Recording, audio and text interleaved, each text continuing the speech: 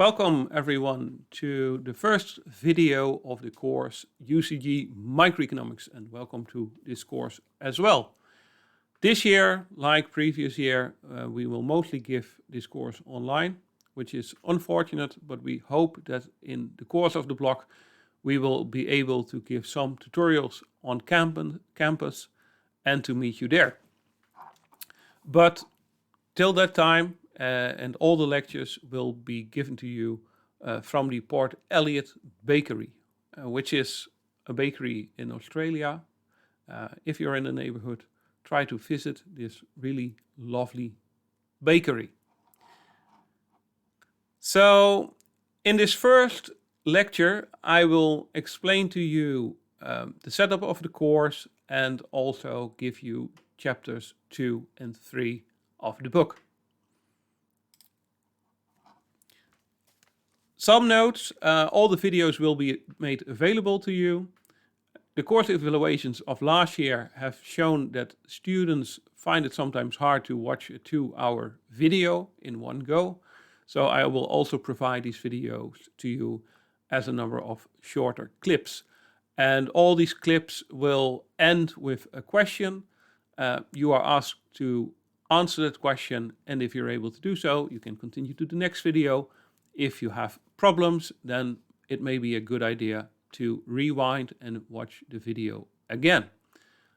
The PowerPoints that you see in my background, they will be made available to you on Blackboard. So you can also open them alongside watching these videos. Course evaluations also show that the experience of watching these lectures is much better if you have the teacher also visible on the screen. So that's why you will see me here. Of course, the disadvantage is that sometimes I may be in front of the PowerPoint, but given that you also have the PowerPoint itself, that should not be a problem. So the lectures of this course are, besides me, Christian de Vries, who acts as the teaching assistant, he will give the tutorials, and he is a very nice, clever, open and approachable person. At this picture he looks like the typical economics student, but I can assure you that in class he will probably not wear a tie and be very informal. My name is Adrian Soetevent. I did my PhD also in Groningen, completed a long time ago in 2004. Then I moved to the University of Amsterdam, where I became professor of empirical microeconomics. And the word empirical tells you that I'm mostly interested in doing research based on data, studying people's decisions in markets, to study how firms operate in markets, what it means for the market outcomes. And I've also keen interest in looking at the relations between people, what are the social connections between people, and how does it affect their decision making. If you want to know more about my research or about me as a person, you can visit my website, and occasionally I also tweet about developments in the field. So if you're interested in that, you can watch my Twitter account. Okay, what are my personal objectives with the course? First of all, I want to teach you the basics of microeconomic theory. And what is microeconomic theory? It studies the choices that individuals, firms, and governments make and what effect their choices have on markets. And I also want to equip you with the main theories, the basic theories, and the tools that you need to approach and solve problems in economics. And I don't want this to be a dry course. I also want to show you that being presented with puzzles, why do people make the choices that they do, and find a rational explanation for their behavior, it's also fun to do. So what we don't want to do is we observe someone making a certain decision and then we resort to the following explanation. I think the person is just weird. We want to go beyond that, and we want to see whether we can discover whether there are certain incentives that lead people to choose certain actions. And that will give you deeper insights on how markets function, how people function within markets, and how markets sometimes also fail. First, I want to provide you with the opportunity that after having taken this course, to take follow-up courses in microeconomics, either at a university college or at the Faculty of Economics and Business. So I really want to provide you with a solid basis that allows you to continue with these follow-up courses. But also, if you don't continue specializing in economics, I hope that this course will provide you with sound basic knowledge on what economics, and more specifically, what microeconomics is. And, well, I'm at a distance, all these things being online, but I also want to offer you assistance in learning during class, after class. So if you face problems with digesting the material or have other questions, please ask me or Christian, who will organize as well some Q&A sessions. I also want to teach in an informal atmosphere. I'm open to feedback, also given that this is online, this is relatively new to most of us still. And if you find that more stress should be on certain topics, you need additional explanation, then please inform us. The caveat here is that these lectures are pre-recorded, so with the lectures, sometimes there may not be that much that I can do.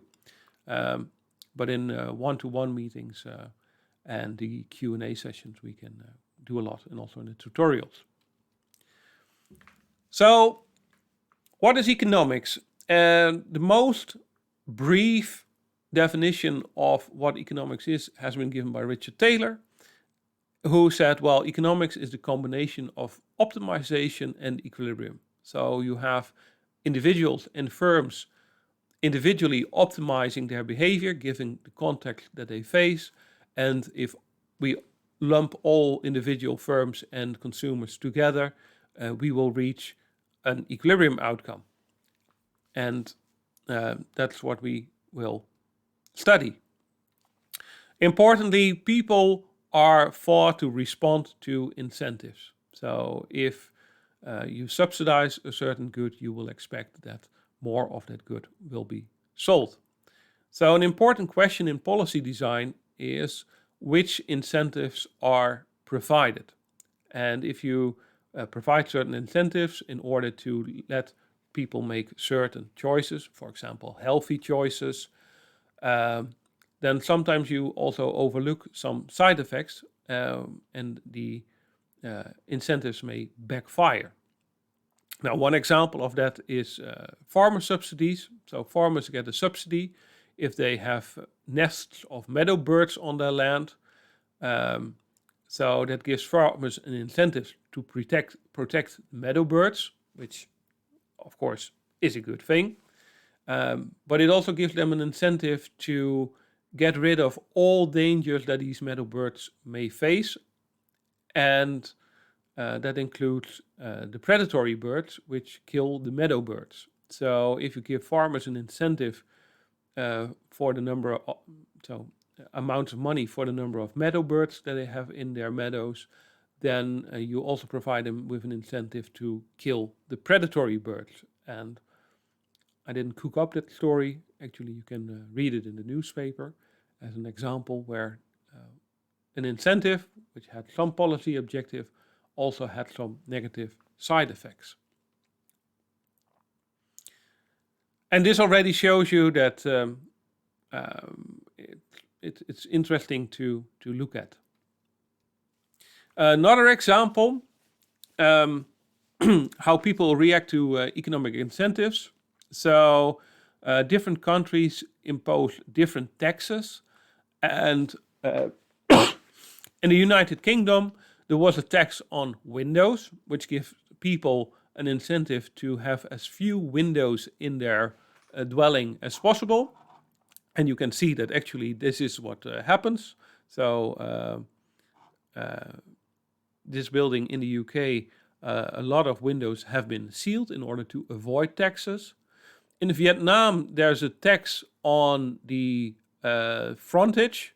So there you want to have a very small frontage to your house. So you can see that all these are different houses, but the frontage is, of every house is very small. Then in France, there is a tax on floors. So, but the roof is exempted. So if you have a high volume of floors, then you pay a lot of taxes. But if you have a large roof, that is exempted from the tax. So what you can see in France is buildings like these, which have a giant roof compared to the first floor of the building. And then in Brazil, finally, there's a tax on church construction, which you need to pay if the church has been finished. So if you want to avoid that tax, what you can do is to ensure that the church that you build will never be completed. So in Brazil, you have this example where uh, one of the two church towers is not there. It's the church which makes the church incomplete, and the church doesn't have to pay this tax. And a nice exercise is to spot in the neighborhood, but also in the newspaper, examples of incentives that have negative side consequences that do not work as intended. And what I hope that you will learn is to view society and societal developments through the lens of an economist, to become a bit of an economist in looking at behavior. And one question you may have is, okay, what are the big economic themes in the upcoming years? Now, that's looking in the future. That's not always that easy. You can see with the COVID crisis that everything is turned upside down quite easily. But the big themes among economists, first of all, currently we think about the economics impact of COVID-19. There's a huge cost and the bill to be paid by future generations. And that's not only money, but as you experience yourself, the learning experience has not been as good in the past year as before. This also holds for pupils in primary and secondary school. So what economists expect is that this will harm the pupils for some years to come. And it's not that easy to repair these disadvantages in learning. Other themes is, what is the impact of big data? Should you regulate the big tech companies? And if so, how? And what tools do tech companies have to personalize products, to personalize prices, and to personalize advertisements? It's a big issue, many open questions there. Digitalization and big data, it will not go away, but how to regulate it in an optimal way. So digitalization also has an impact on brick and mortar businesses. What will happen to the shops in the inner cities? Will they disappear? If they disappear, what will happen to the inner city? How to make the inner cities attractive? Will new businesses arrive? Income inequality, it's a big economic topic always. So related to the COVID crisis, the idea now is that especially the people who already were disadvantaged suffer most from the epidemics, because they are more likely to lose their job because they work in retail and entertainment industry and so on. So Economists have the idea that the current crisis is also increasing income inequality, and the first signs are there. Other topic is the energy transition and the broader topic of climate change. Most economists, they agree that climate change is real and happening, and we should do a lot to fight it. But how to stave off climate change? What should we do? And for the Netherlands, questions are, okay, how do we meet the Paris targets in an optimal way? How to accomplish the switch from natural gas to renewable energy? Should we really get rid of natural gas? Because, well, it's not that clear. It's cleaner than coal, not as clean as solar energy. And, well, what forms of renewable energy should you take into account? Then there's the Brexit issue, which has happened. What is the impact of Brexit on trade between countries? Now, that's a question which really is not a microeconomic question, but more of a macroeconomic question and a question of international trade. So don't expect that I will answer that question here in this course. Some practicalities. First practicality is that there are many editions of the book. So I will use in this course the third edition of the book, which is this one. But you may say, well, I have a different book, being the first or second edition. Now then, this is the second edition. The good news is that we don't care. Publishers, they like to come up with new editions in order for new generations of students to buy new books and to kill off the second-hand market.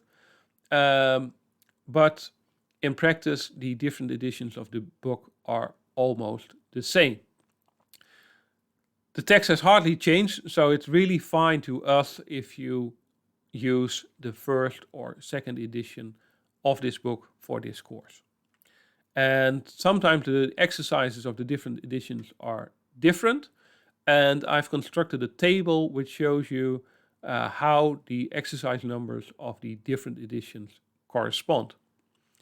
And if there's an exercise that we do in the tutorial which is not in the second or third edition or in the first, then you can find that exercise on Nestor. So what does a typical week in this course look like? Please consult the online course schedule, especially because there may be changes happening during this block. But the basics is that we have a 2-hour lecture, then there's a 2-hour tutorial where we will discuss exercises from the book. Not all exercises from the book, but the ones that have been selected, which you can find in the course manual. And there are Q&A sessions. That's what happens in the interaction between you and us and in the classroom. Beyond the classroom, what you need to do for this course is to study. So read the book, try to do the exercises before you come to tutorial classes, and don't underestimate the amount of time that you have to spend on this course.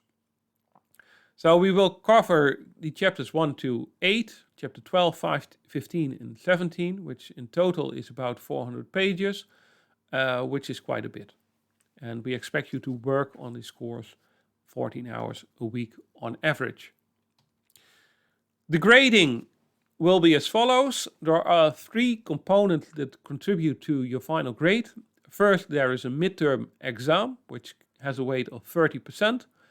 A final exam, which is 50%, and an essay assignment, which has a weight of 20%. So the midterm exam and the final exam are both exams that you have to do individually. The essay assignment is an assignment that you can work on at your own, and you can submit individually, but you can also choose to submit with a group of 2 persons. I hope you will all pass the first time that you take the exam, but if it happens that you need to do the resit, then at the resit the grade that you receive for the midterm exam and the essay assignment do no longer count, but your final grade be 100% determined by your grade on the resit exam. Now, how should you learn for this course? All course information is in the course manual, which is a PDF of 4 or 5 pages on Nestor.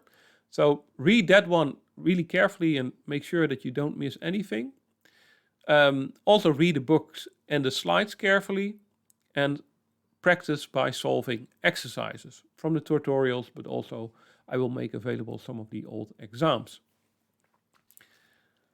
And then there is more. So there are 2 online platforms that you can use.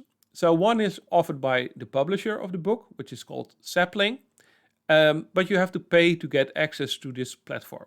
And maybe you have done so already. Now, if so, then you can use that platform. But there's also a second platform, and that one is offered by ourselves and also developed by ourselves.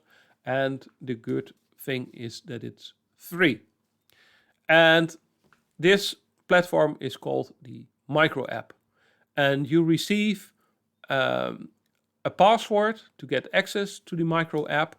And the Micro App covers most of the chapters that we will discuss. So it has been developed for the microeconomics course at the Faculty of Economics and Business, which has a slightly different selection of chapters, which means that in the final weeks we will cover some chapters for which there are no exercises in the Micro App. But for the first 5 weeks, you can find a lot of exercises here. So the personal login details will be communicated to you. And what does the Micro App offer? You will have a personal account that gives you insight on your progress every week per topic.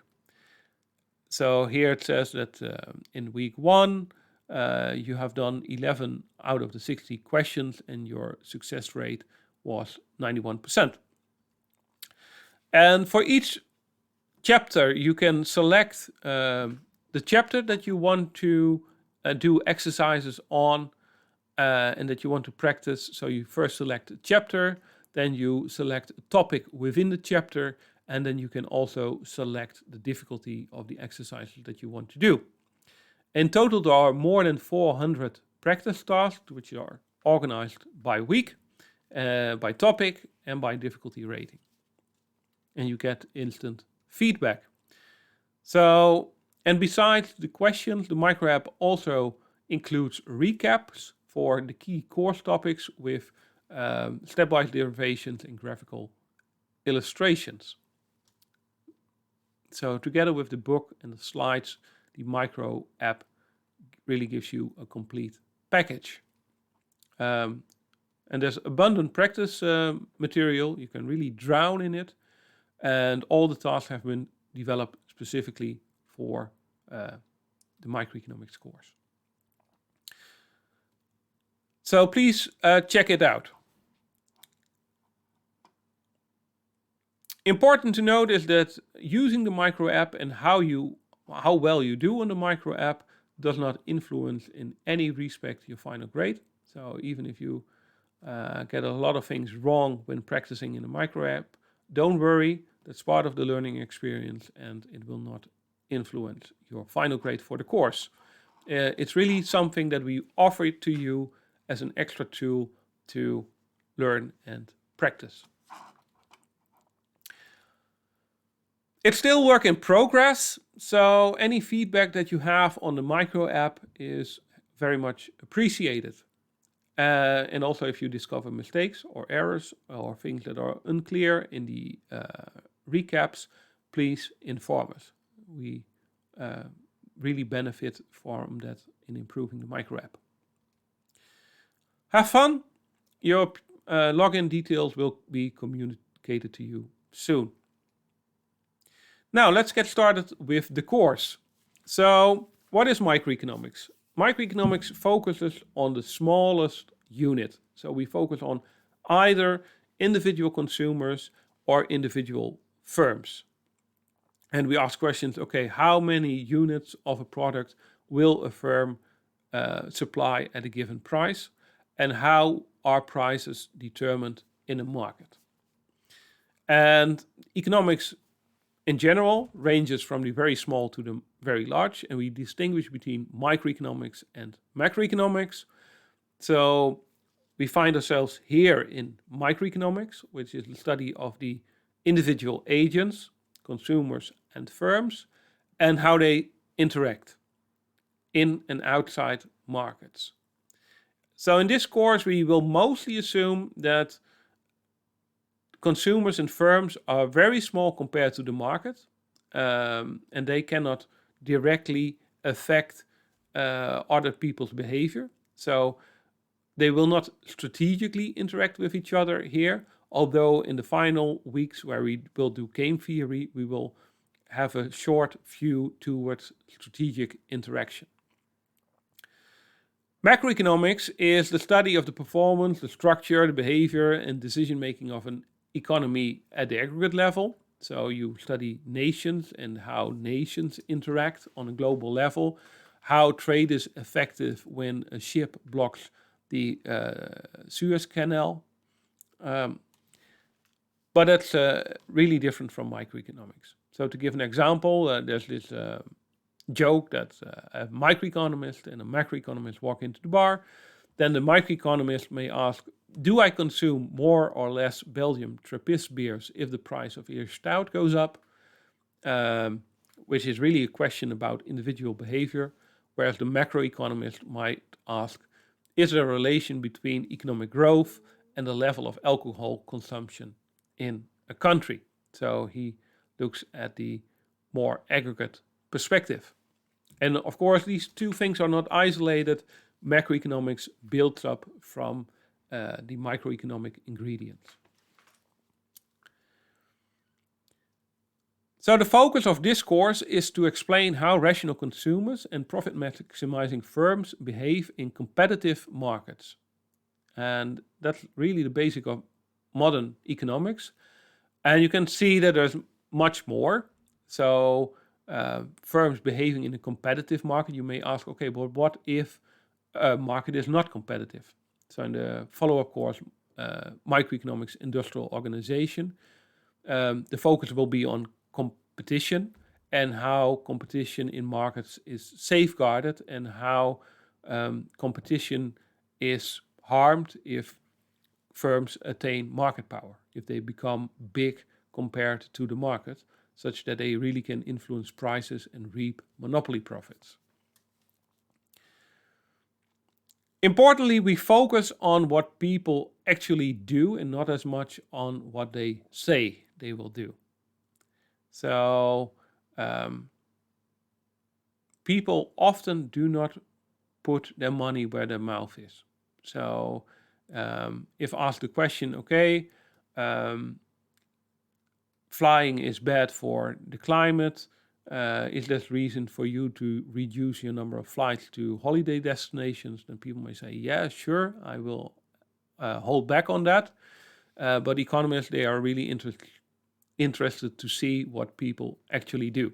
So when the COVID crisis is over, do people start flying again to their holiday destinations? Did really a change in habits occur, or do we go back to the old normal? Now, just some fun facts, because we find ourselves in this crisis. So last year in April, around this time, when I also gave this course, I showed the students what happened at Google Trends on a number of search terms. So, and this was the picture that I showed the students last year. So how many people search on the internet using the term restaurant? And you can see that many people look for restaurants, but then the COVID struck in March 2020, and you see that the number of people searching for the restaurants, that really went down tremendously. And that's not that strange, because the restaurants, they all closed around that time. So why should you look for a restaurant? And now it's nice to see how these things have developed since then.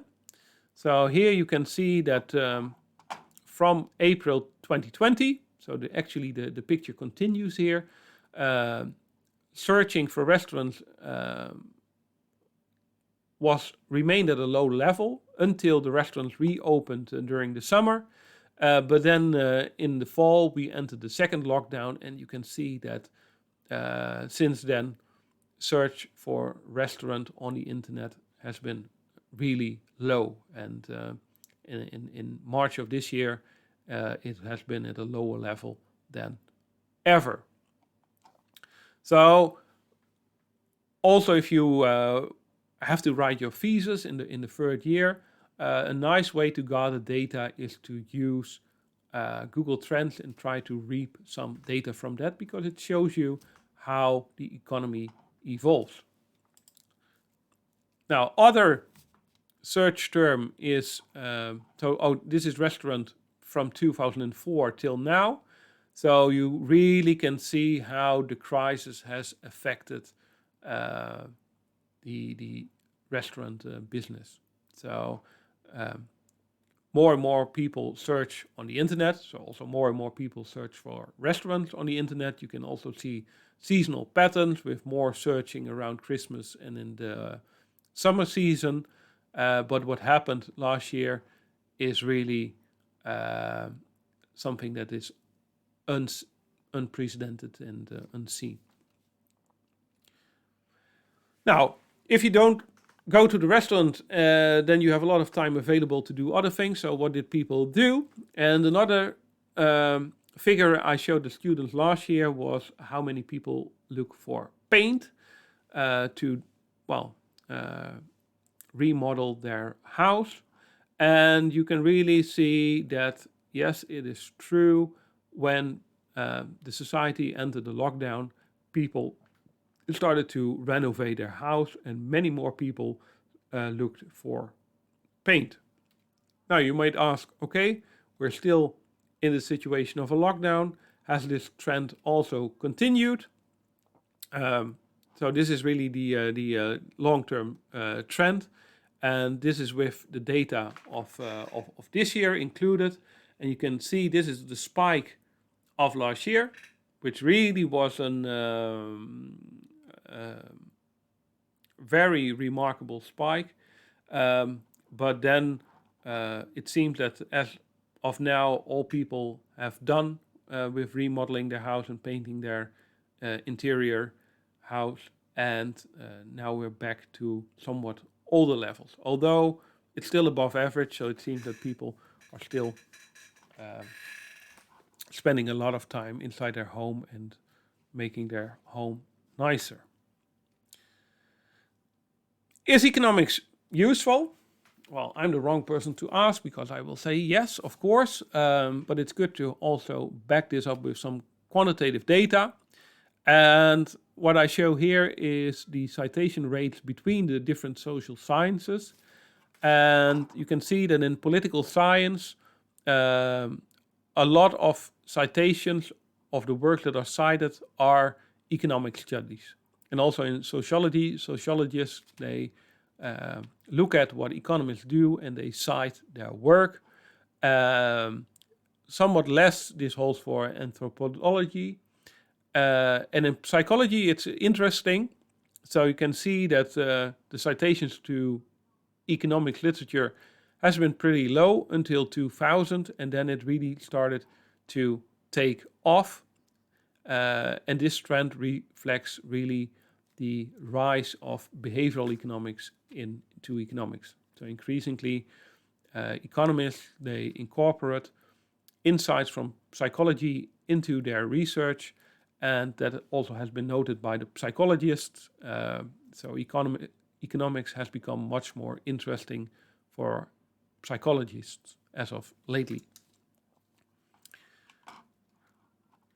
So what are examples of what economists do? Some examples, so they use field experiments to find out what works, improving the lives of people.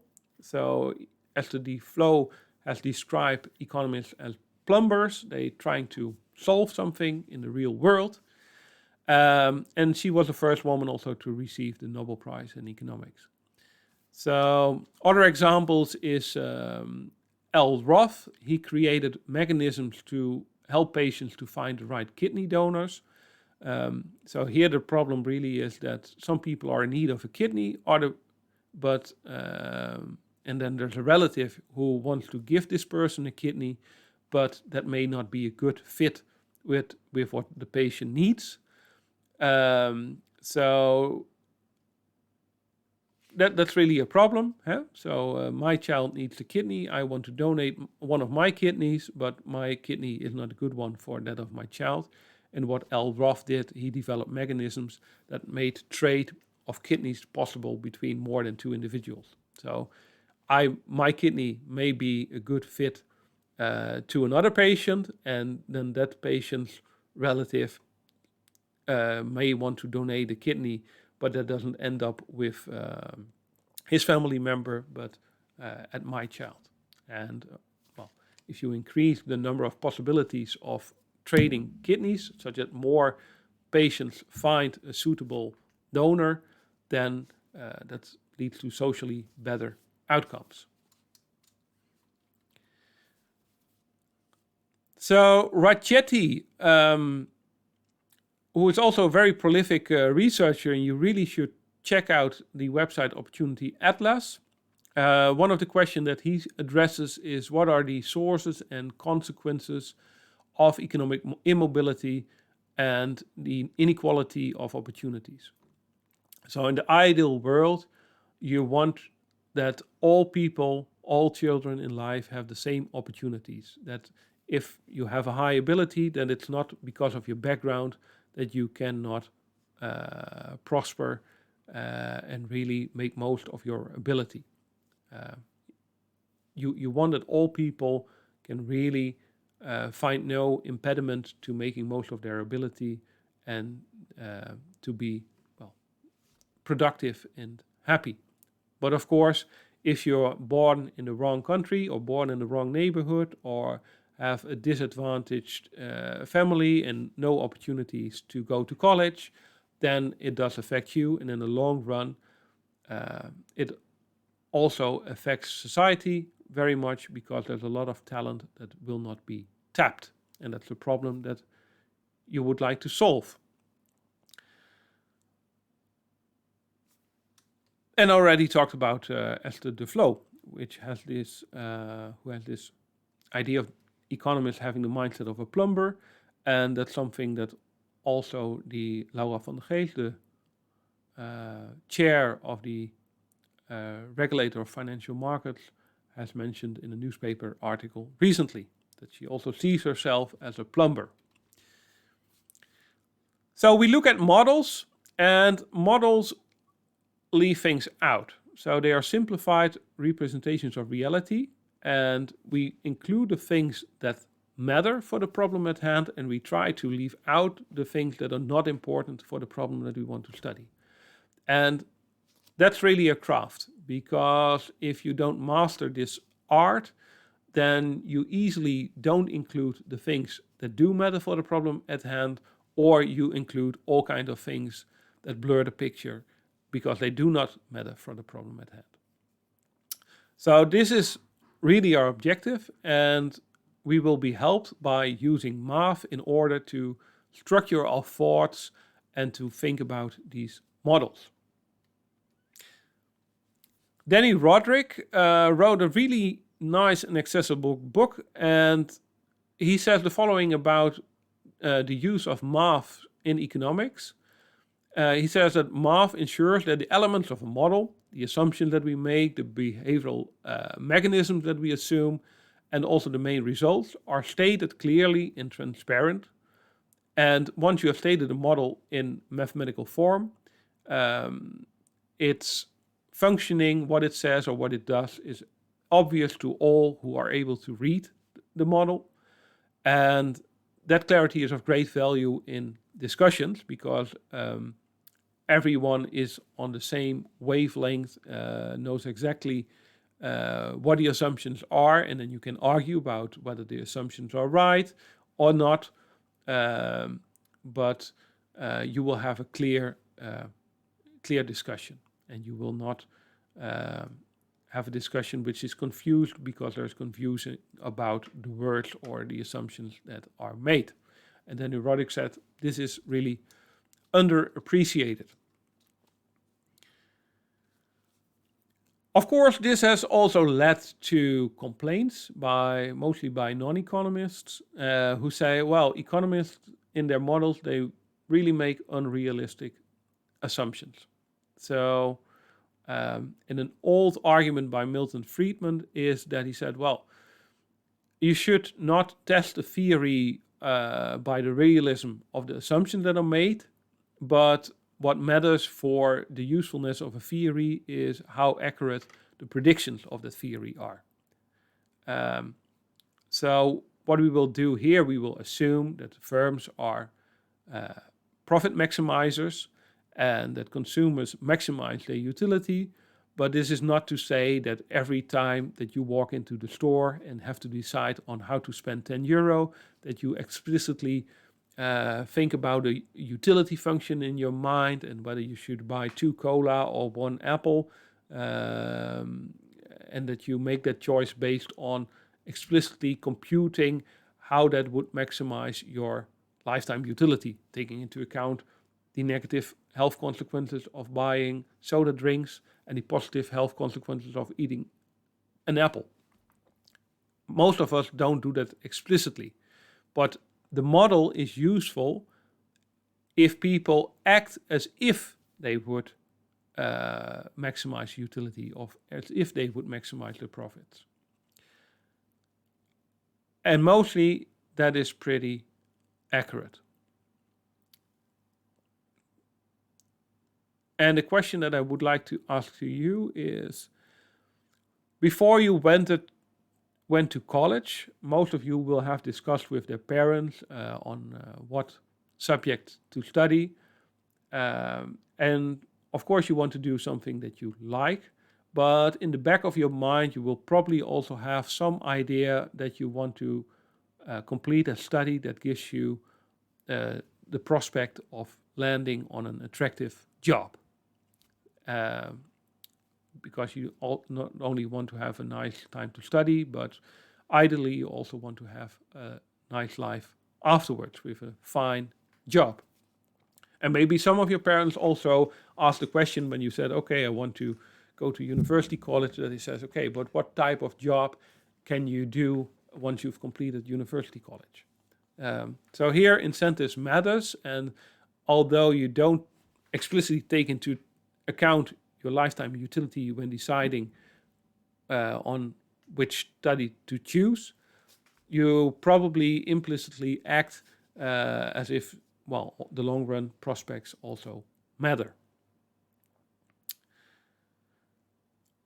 So we will assume rationality, and of course we don't always act rational.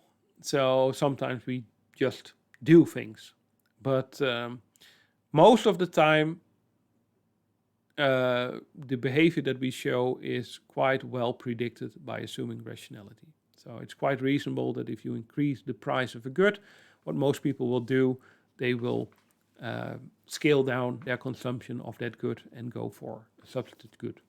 So if you increase the price of a ticket to fly to one of the Greek islands with, say, €200, then many people will then consider buying a tent and going to France and spend their holiday there and go by car. So most of the behaviors that we show and that matter for economic outcomes can be considered the outcome of rational behavior. Although there are some exceptions, and these are studied in behavioral economics, which now is a part of mainstream economics. It's not separate. So this is a model. For those of you who've already been in Groningen, this is a map of the city of Groningen, the city center. It's highly stylized, and importantly, many of the buildings in the city center are not shown in this map because this map wants you to focus on the streets because it wants to enable you to go around in an easy way. So a lot of realism is left out in this map, and it focuses on the things that are most important for the problem at hand, going around. So it focuses on the streets, giving different colors to the importance of the different streets, and some of the city highlights are also mentioned there because they may be a likely destination.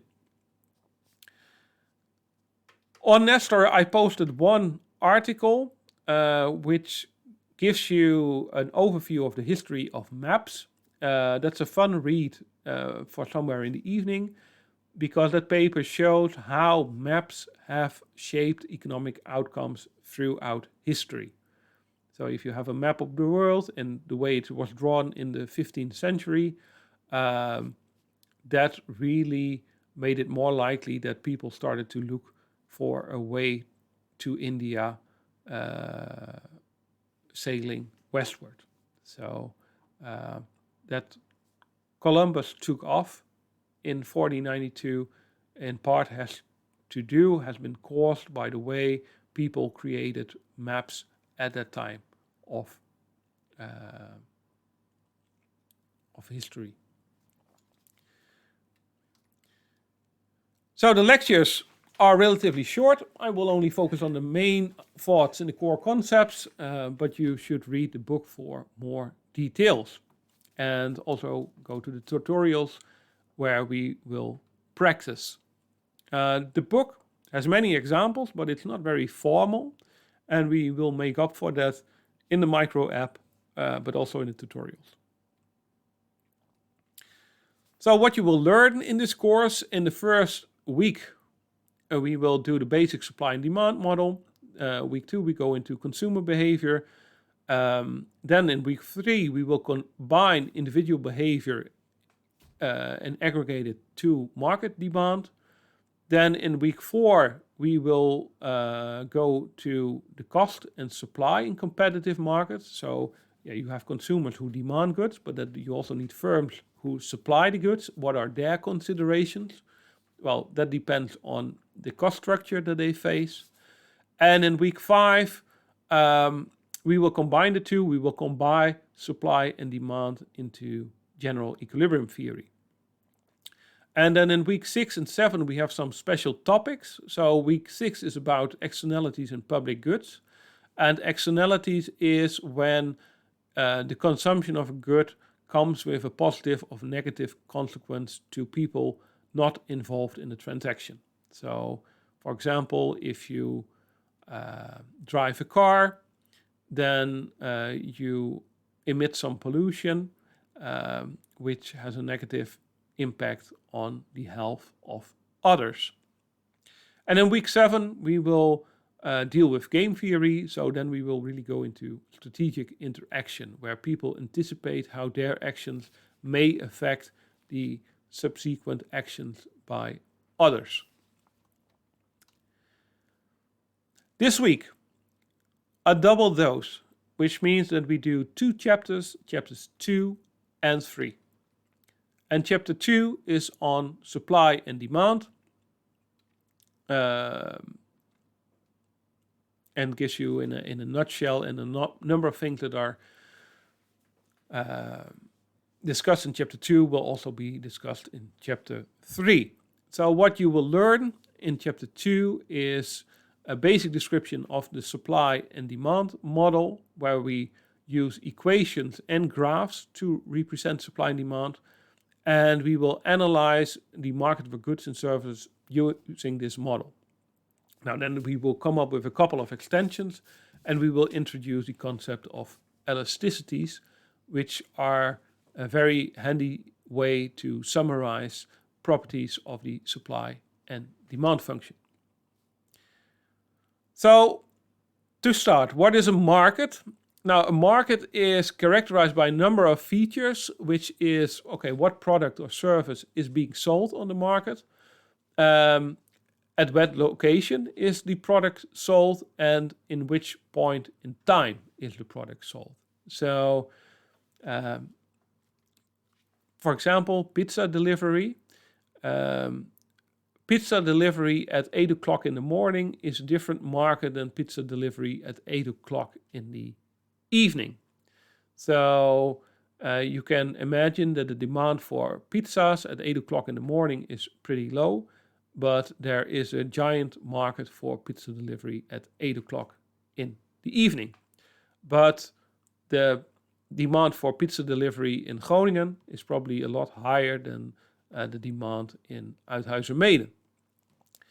So a market is characterized not only by the good or service that is sold, but also by where it is sold and when it is sold. And markets, what they do is they facilitate exchange, so including economic resources, final goods, and services. So the market is really a coordination device. So what are the supply and the demand for a good?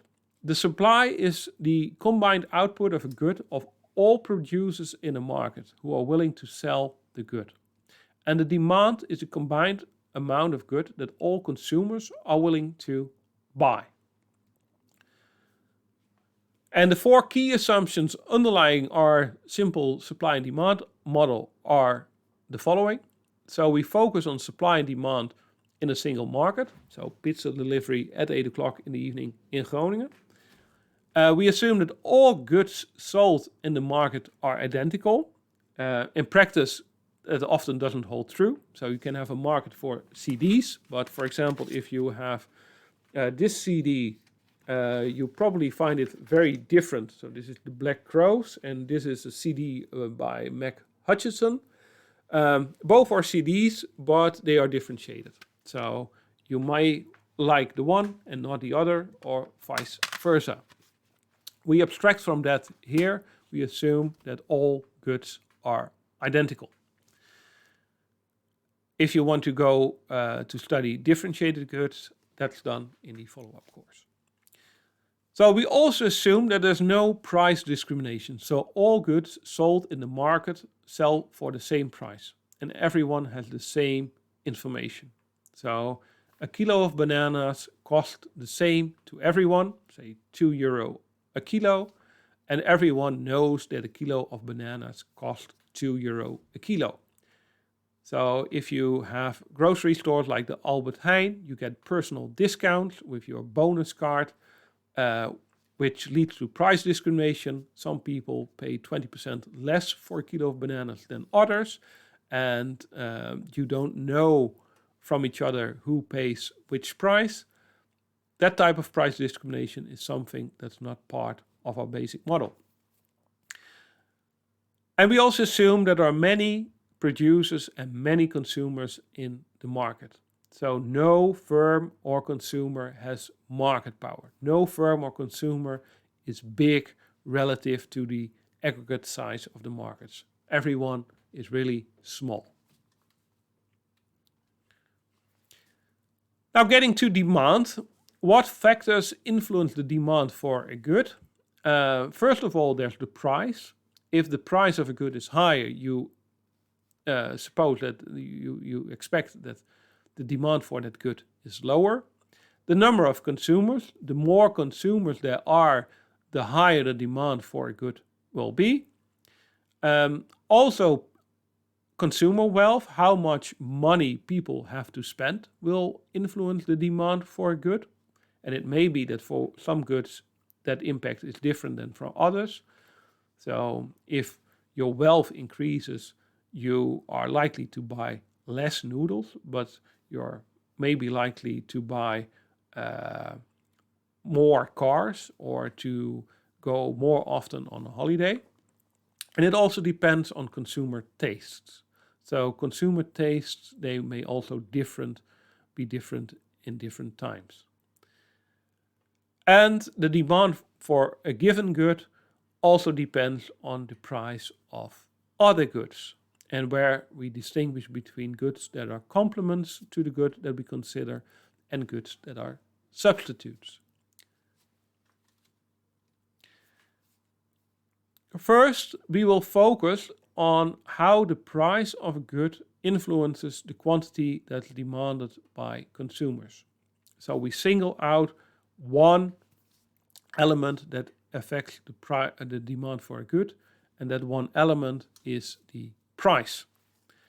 And by changing the price and seeing how the demand for a good changes, we derive something that is called the demand curve, which describes exactly that, the relation between the quantity that's demanded at a given price of the good.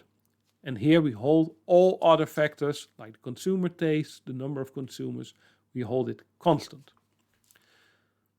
So how does that work? Suppose that we have the market for oranges and we want to map the quantity of oranges demanded by local consumers at different prices. And first we do the graphical exposition, and after that I will go into the mathematical representation. So first assume that the price of oranges is $6 a pound.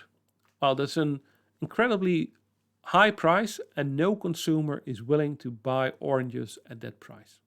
And this is then called the demand choke price. It's the price that kills all the demand for the good. And it's always the point where in our little graph the quantity is 0 and 6 is the price, so it's the intersection with the y-axis. So always remember, you should label your graph, you should put names on the graph on what's on it. So you should have here the quantity on the x-axis and the price on the y-axis. And the demand choke price is the intersection with the y-axis. Now what happens if we decrease the price of oranges? Rational, we expect that if the price is lower, if anything, more people will demand oranges. And in our example, of course, this holds true. So as the price drops to $5, then 400 consumers will like to buy oranges at this lower price. So the total quantity demanded at this lower price of 5 is 400. If we drop the price further to 4, then demand increases further to 800, then it increases to 1200, and so on and so on. And if the oranges are for free, if the price is 0, then we are in the intersection with the x-axis, and the total quantity demanded is 2,400 oranges. So what we've done is we've derived the demand curve, the relation between the price and quantity of oranges. So you feed in a price, say 3, and what comes out is the quantity demanded, in this case 1,200. Now it's important to know that we essentially draw the graphs the wrong way around. So we put the cause on the vertical axis. So we start with a price and then we ask, okay, if the price is 4, what is the consequence for the quantity demanded? So the effect is on the x-axis. Now, we did it graphically, we described the demand graph graphically, but we can also do it in a mathematical form, and that works as follows. So the demand curve that was given graphically on the previous slide, mathematically the form is as follows. It's QD is 2,400 minus 400p, which means if the price is 0, so you plug in the price is 0 here, then this term vanishes and the total demand for oranges is 2,400, the intersection with the x-axis. And also if we plug in a price equal to 6, then we have 6 times 400 here equals 2,400. So 2,400 minus 2,400 is 0. So this is telling you that at a price of 6, that's the demand choke price, because the resulting quantity demanded is 0.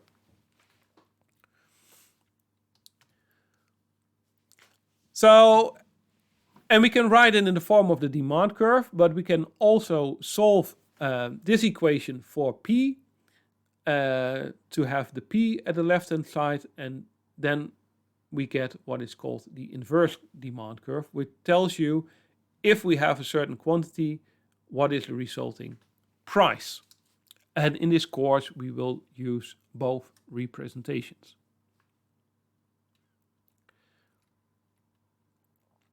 Now, what about the other factors that influence demand?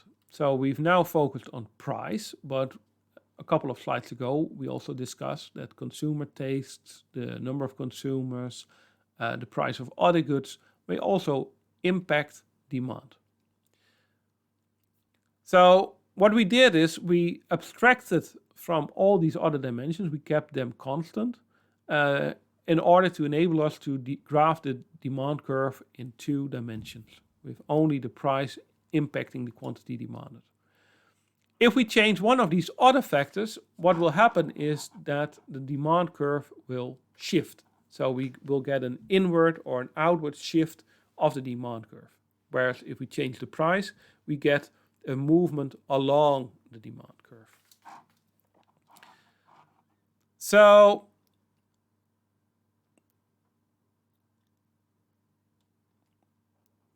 we distinguish between a change in the quantity demanded, which is a movement along the demand curve because the price of the good that we consider has changed, and a change in demand, which is a shift in the demand curve because one of the other things that we initially supposed to be constant, one of these other things, like for example consumer tastes, they have changed. So let's do a practical example to see what these shifts in the demand curve may look like. We focus on the market for tomatoes and imagine that scientists have discovered that tomatoes have the ability to fight cancer. Well, then before the newspaper article about this discovery, the demand curve is the blue line D1, that's depicted over here. And then what may happen if people read a newspaper article is that their taste for tomatoes increases. They want to buy more of them. It has nothing to do with a change in the price of tomato, but at any given price, they want to buy more tomatoes than before. So the impact of the newspaper article is a shift of the demand curve to the right, like in the new curve D3 over here.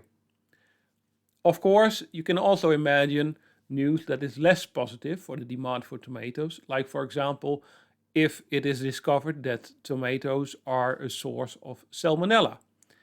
And as a customer, you don't want to catch salmonella. So what happens if people read about this is that they reduce their demand for tomatoes, and we observe an inward shift of the demand curve from curve D1, the initial curve, to D2. So this is how changes in factors that impact demand, changes other than the price, lead to shifts in the demand curve. That completes our discussion of the demand curve, and now we are going to continue with supply. What about supply? And it may be a relief that everything works quite similar in the supply function. So the factors that influence the supply of a good is again the price. The higher the price, the more producers want to supply of a good, the number of sellers, the cost of production, and also the sellers outside options. So you may want to grow corn on your land, but if the price of potatoes is very high, then instead you may want to grow potatoes, and that will decrease the supply of corn. Now, the supply function can also be depicted in a graph where we keep, again, all other things constant. We only change the price, and we draw the supply curve by asking the question, what will be the supply of a good, in this case oranges, at a given price? So if the price of oranges is $2 per pound, then no producer finds it attractive to supply any oranges to the market, and we have this intersection with the y-axis, and the $2 is called the supply choke price because it kills all the supply. If the price increases, then more and more producers will find it attractive to supply more and more oranges to the market. So at the price of 3, demand already, or the supply is already 400, and if the price increase further, more and more oranges will be supplied to the market. And connecting the dots, we will get the supply curve.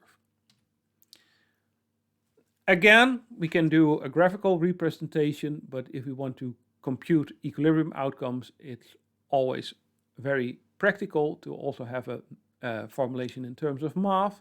So we will do that next.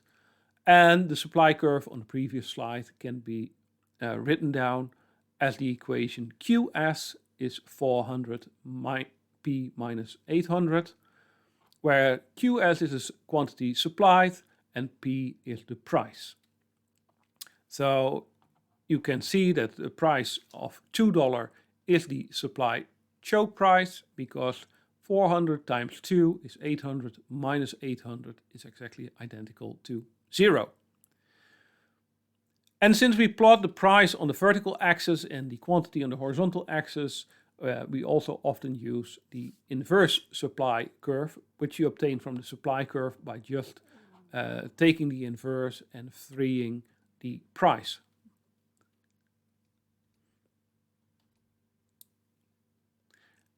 Again, if you have a change in the price, you will have a movement along the supply curve, but of course other things may also change that influence supply, and they will be shown as shifts in the supply curve. So it's very much similar. If a movement along the supply curve is the response to a price change, everything else is held constant, and we talk about a change in the quantity that's supplied to the market. But if any of the other factors change, then we have a shift in the supply curve, and we talk of a shift in supply.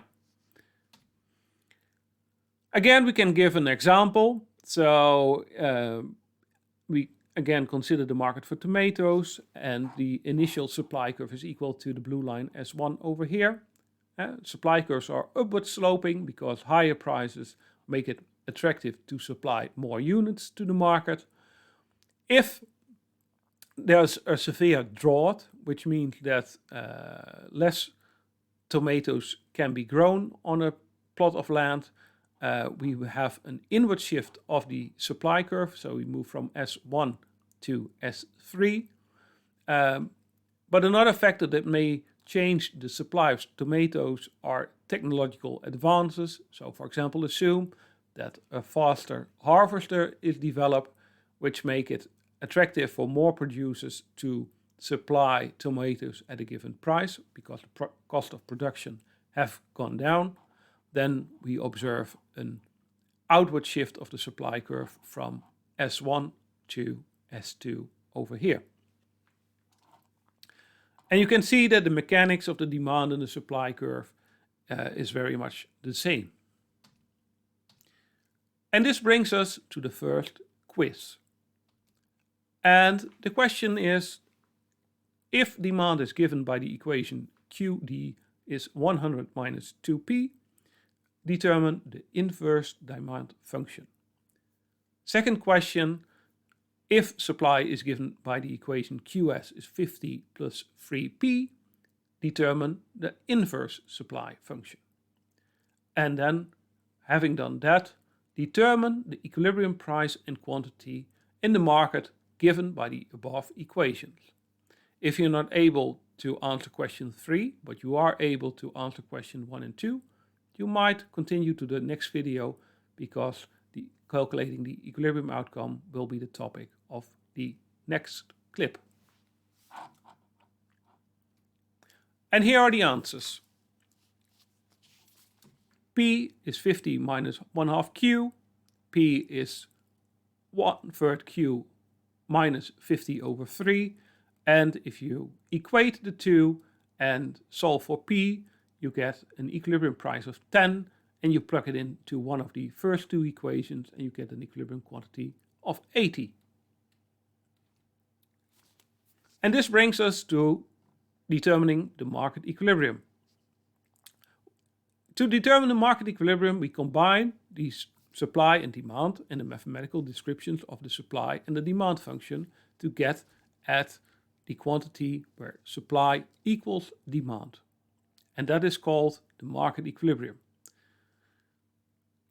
And the market equilibrium is when the quantity supplied equals the quantity that is demanded, and the equilibrium price is the price that makes that happen.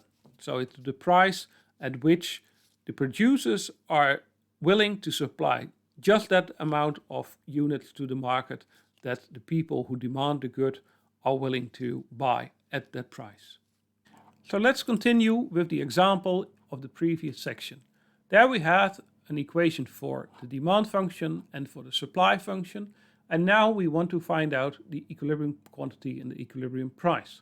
By definition, it's the price at which demand equals supply.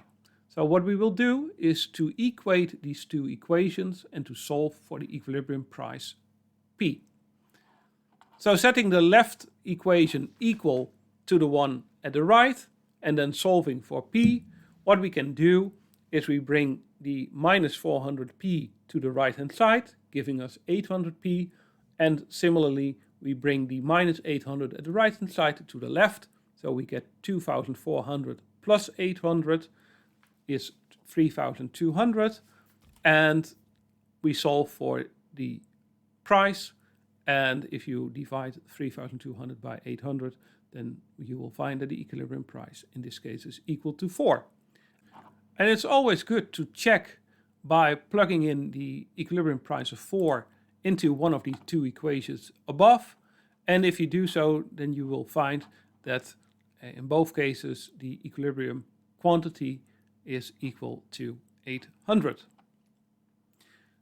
So that was the mathematical exposition. We can also do this graphically by combining the demand and the supply function into one graph. And we want to have the point where the quantity supplied equals the quantity demanded. And naturally, that's the point where the two intersect.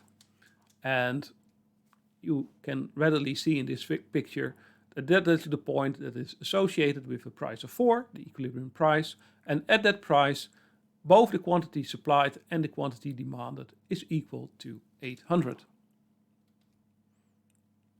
And given that we have this very nice linear demand and supply curve, this is the only price for which it holds, the only price that clears the market. A practical example, the Food and Drug Administration in the US announced in January 2012 that it had detected low levels of carbendazim, which is a potentially dangerous fungicide, in samples of orange juice. So what we're going to do now is to play a little bit around with the equilibrium value.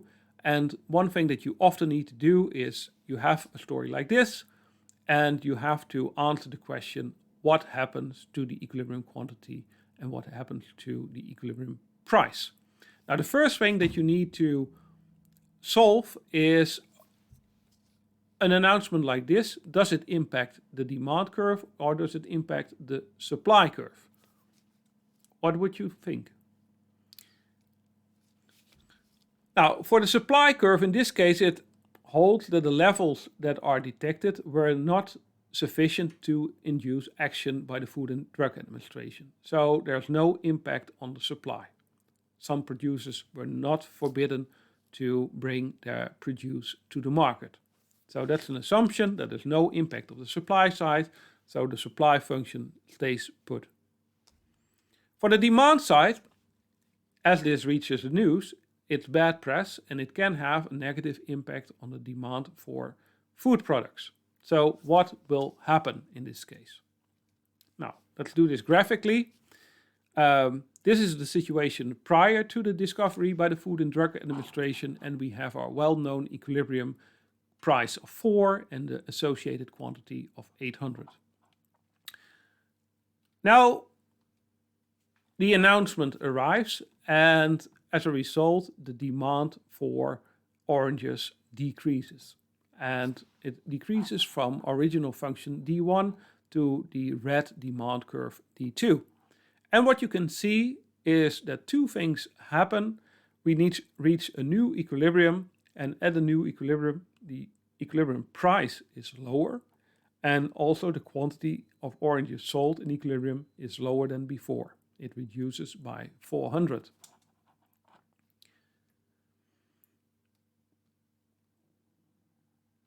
And this is just one example, but one of the things that you will be trained in is to translate stories, events that happen into what it means for the supply and the demand curve, whether we will have a movement along the demand curve, whether we will have a shift in the demand curve, and what are the implications for the equilibrium outcomes.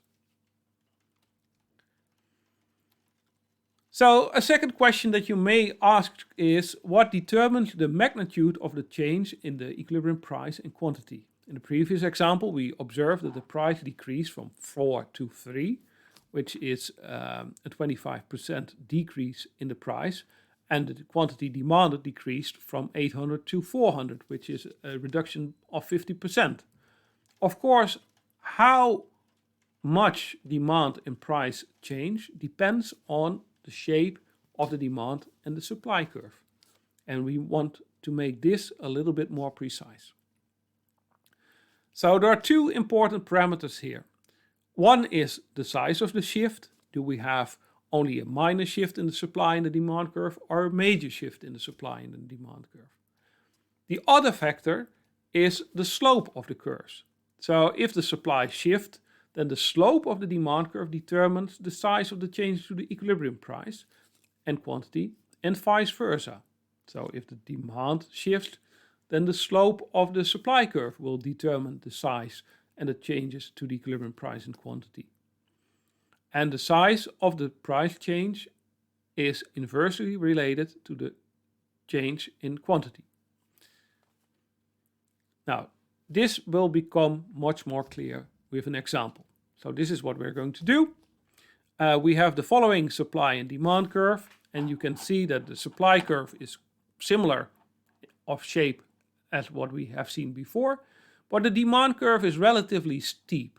So what you observe here is that if there's a big change in price, then the response and the quantity that's demanded is relatively minor. So the price demand is not very responsive to changes in price. Now suppose that the supply curve will shift outward. If the demand curve is very steep, then even if the shift of the supply curve is relatively large, so we have a sizable change in the supply curve here, but what you can see is that this outward shift in the supply curve, so at a given price, a lot more of projects are brought to the market, that we have a large price response, so the price decreases quite a bit, while the quantity, equilibrium quantity, only changes very minor. And why is that?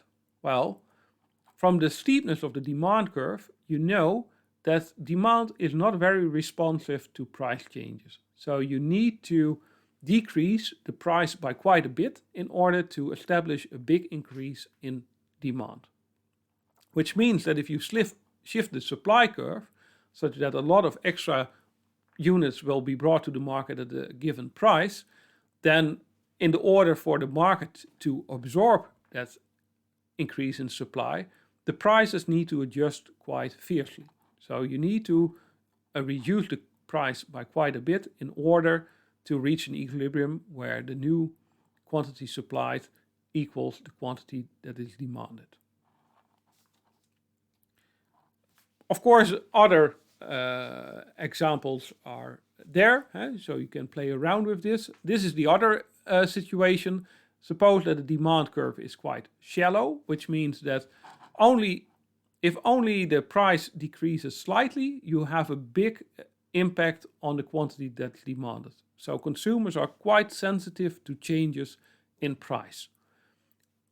In this case, if the supply curve shifts to the right, so at a given price, producers bring a lot more units to the market than before, you only need a small decrease in the price in order for the quantity demanded to meet the quantity supplied, because consumers are so responsive to price changes. So in this case, if the demand curve is quite shallow, then the price response is quite small, while the impact on the change in equilibrium quantity is quite large.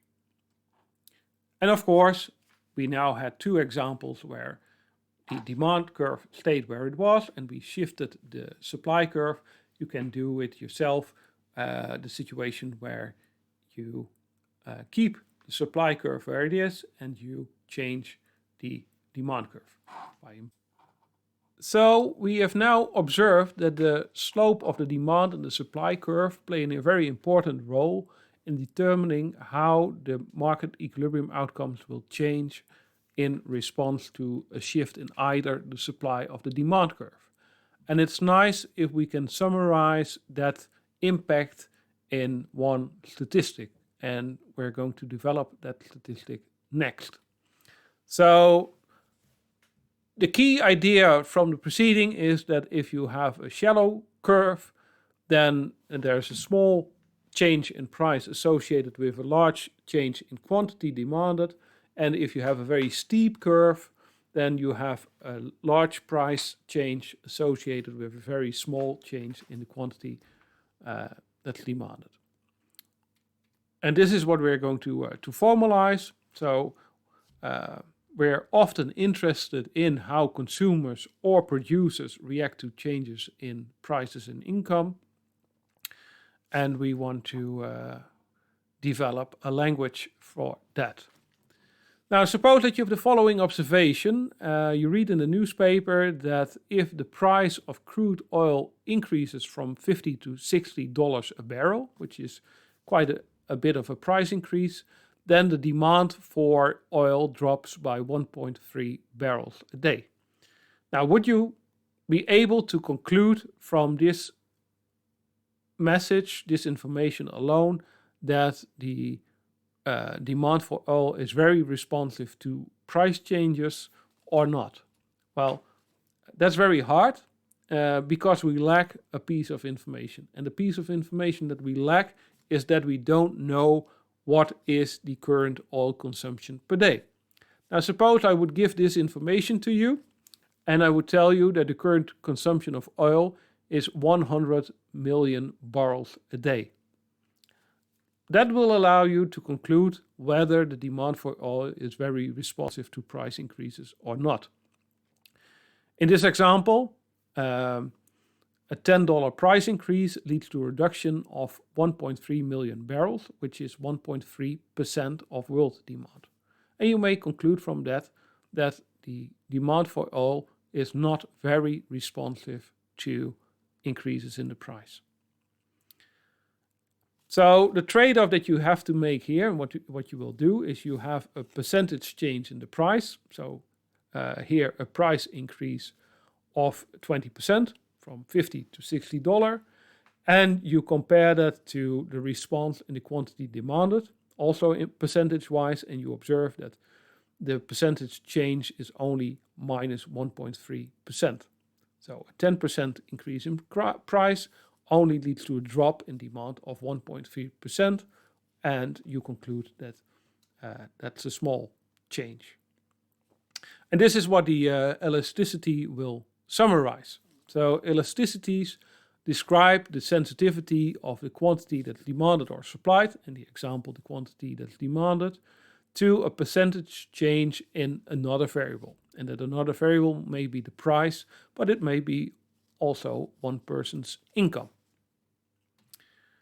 And because we have choices in those other variables, we also have different elasticities. One elasticity is the price elasticity of demand, which tells you the percentage change in the quantity demanded caused by a percentage change in the price of the good, like in the example that we had with the barrels of oil. This is not really good math, but it's a neat way to summarize it, that the price elasticity of demand is a percentage change with the delta here denoting the change, percentage change in quantity as in a response to a percentage change in the price. The price elasticity of demand says something about the slope of the demand curve. We can also look at the supply curve, and we get the price elasticity of supply.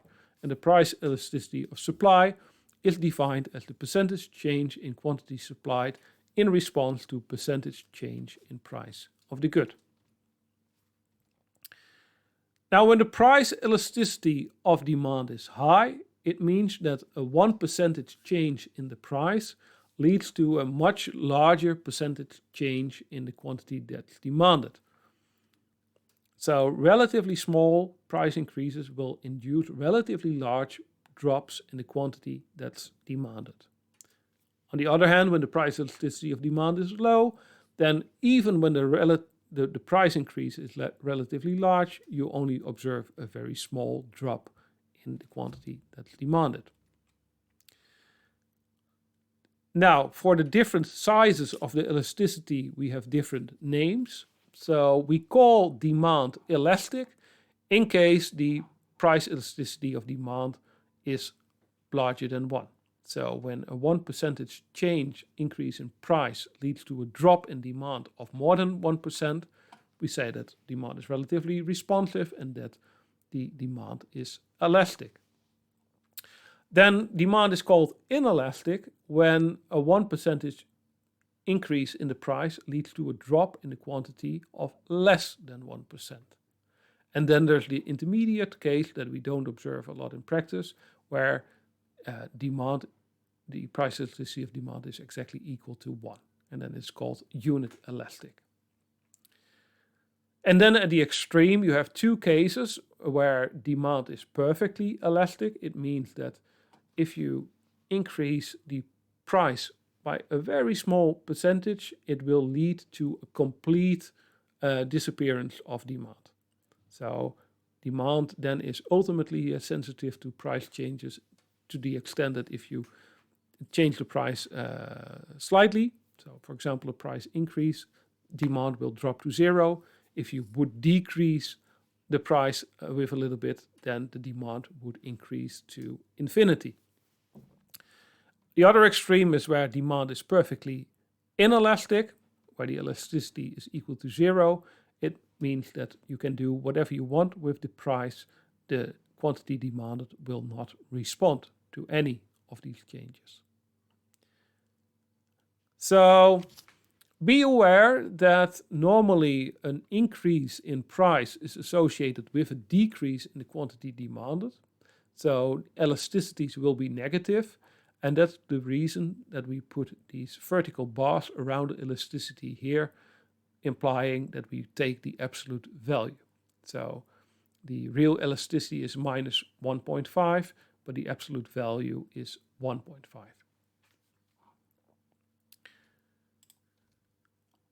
Okay, so consider that we have a very small change in the price.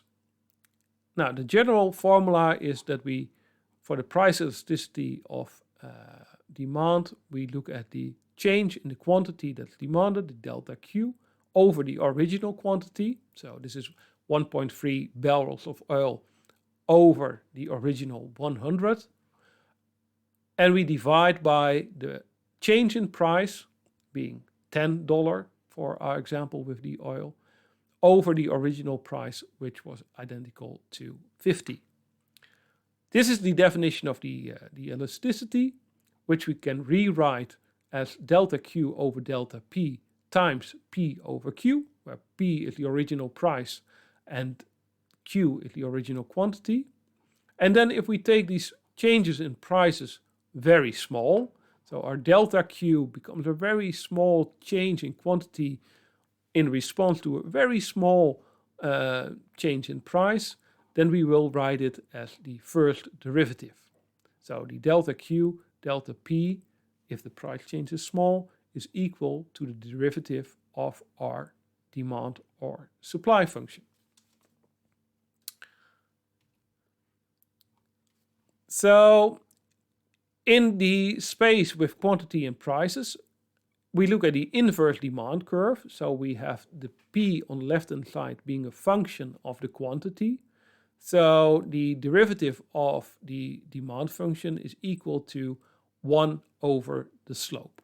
So in the formula,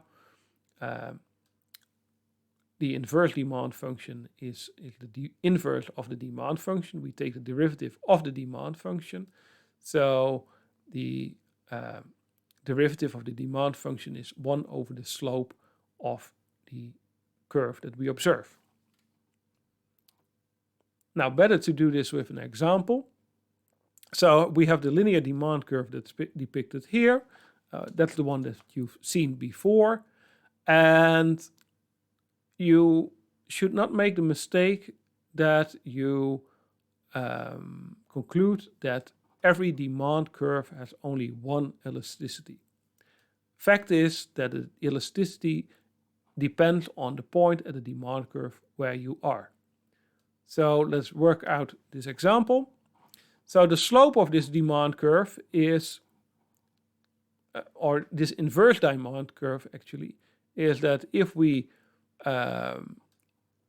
increase the quantity with 2,400, then the price decreases by 6. And taking the inverse of that, if we have an increase in quantity demand of 2,400, then we need to decrease the price by 6. So the inverse of this slope is equal to minus 400, meaning that for a 1 unit decrease in the price, demand will increase by 400. And vice versa, if we increase the price by 1, then the quantity demanded will drop by 400. So that gives the minus 400 here. And if we're at this point, our initial quantity and initial price are equal to 0 and 6. So to compute the elasticity at this particular point, we have minus 400 times the initial price equal to 6 divided by the initial quantity equal to 0. And given that we have a 0 in the denominator, it means that our elasticity is minus infinity here. So our demand is perfectly elastic. Now, how to interpret this? Suppose that we start with a price of 6, then the quantity is 0. Now, if we slightly reduce the price, so we have a 1% drop in the price at this particular point, then the price will drop from 6 to $5.94, and our percentage change in the quantity demanded will go from 0 to something that's larger than 0. So compared to the benchmark case of 0, we have percentage-wise an infinite increase in the demand because we started at a demand of 0. And that makes the elasticity of demand at this particular point equal to minus infinity. Now, if we move along the demand curve to another point, say the point here, what is the price elasticity of demand if the initial price is equal to 4 and the initial quantity is equal to 800? Now, we can use this formula. The inverse of the slope is identical to before because we have a linear demand curve. So the slope at this point is identical to the slope at this point. So the inverse of this slope is minus 400. But the only thing that has changed is the price and the quantity that we start out with. So we now start with a price of 4 and a quantity of 800. And plugging in that in the equation, we find that our demand or elasticity is equal to minus 2. In absolute value, it's still larger than 1. So the demand is still called elastic at this point. If we increase the price by 1%, then the quantity that demanded will drop by 2%. Now we can move further. Then halfway the demand curve, we reach the point where we have unit elastic demand, but that's only one point in the entire curve. And if we move further down, we reach the part of the curve where the elasticity is smaller than 1 in absolute value. So we reach the point where demand is inelastic.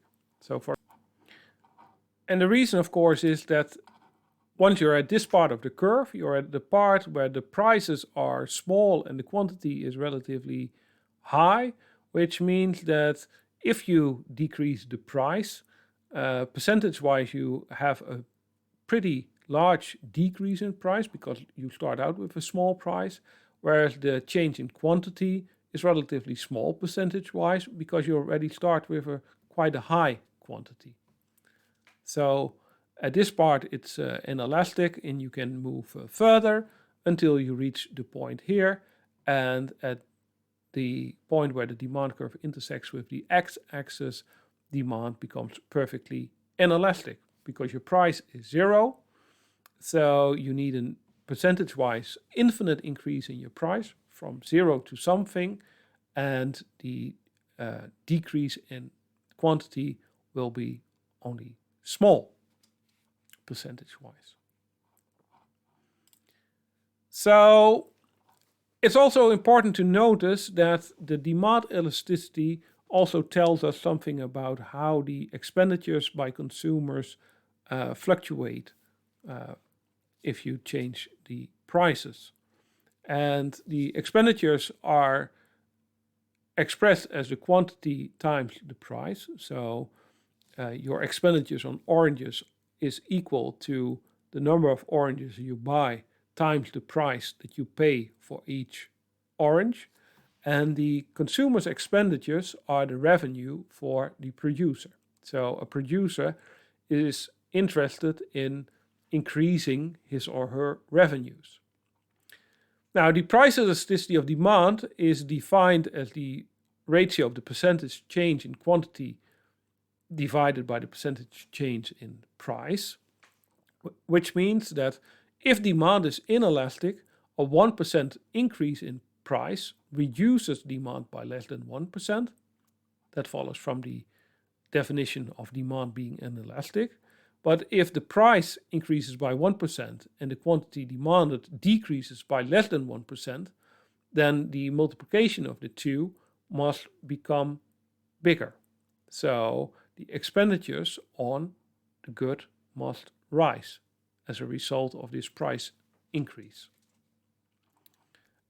And if demand is elastic, then it's the other way around. Then if you have a 1% change in price, it will lead to a reduction in the quantity demanded by more than 1%, which means that the total expenditures on the product will decrease. And this information, of course, is of interest to producers. They want to know whether they are at the part of the demand and supply curve where the demand is inelastic or elastic, because that will tell them whether any price increases are likely to increase their revenues. Now, more on that in chapter 9 of the book, which you can read, but it's not very helpful for the exam because it's not part of the course. We can also do this graphically. So on the left-hand side, you have the now familiar picture of the demand curve for oranges, and the right side depicts the total expenditures by consumers on oranges, or at the flip side, these are also the total revenues for the producer. Now, we can look at the revenues or expenditures at different prices. So at a price of 6, that's the demand choke price, no one will buy oranges. So total expenditures on oranges are 0, and we are here. But now suppose that the price of oranges drops to 5. Now at a price of 5, the total demand for oranges will be equal to 400. So the total expenditures by all consumers together at this price will be equal to 400 oranges at the price of 5 each, gives us 2,000, which is the surface of this rectangle over here. And we also plotted the combination over here. If 400 oranges are sold, that can only be done at the price of 5. And at that price, the total expenditures will be equal to 2,000.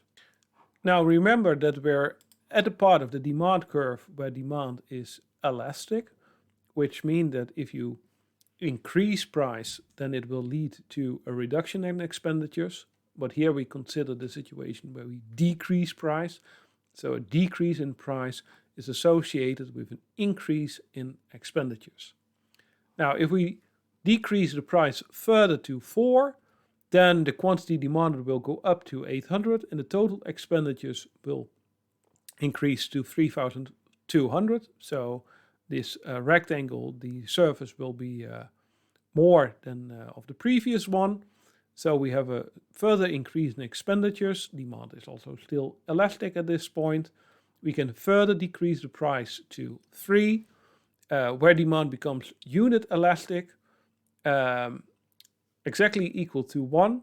So at this point, a 1% further decrease in prices is associated with a 1% increase in quantity demanded. So at this point, a change, small price change, should not affect expenditures. And this holds true.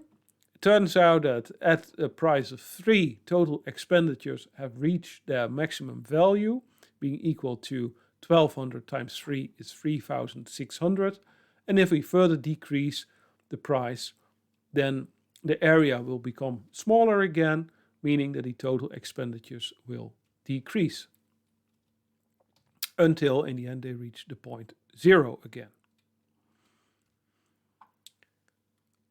So far we consider the price elasticity of demand. We can look at other elasticities which are interesting in their own right, and one of them is the income elasticity of demand, which tells us by what percentage the quantity demanded changes in response to a percentage change in income.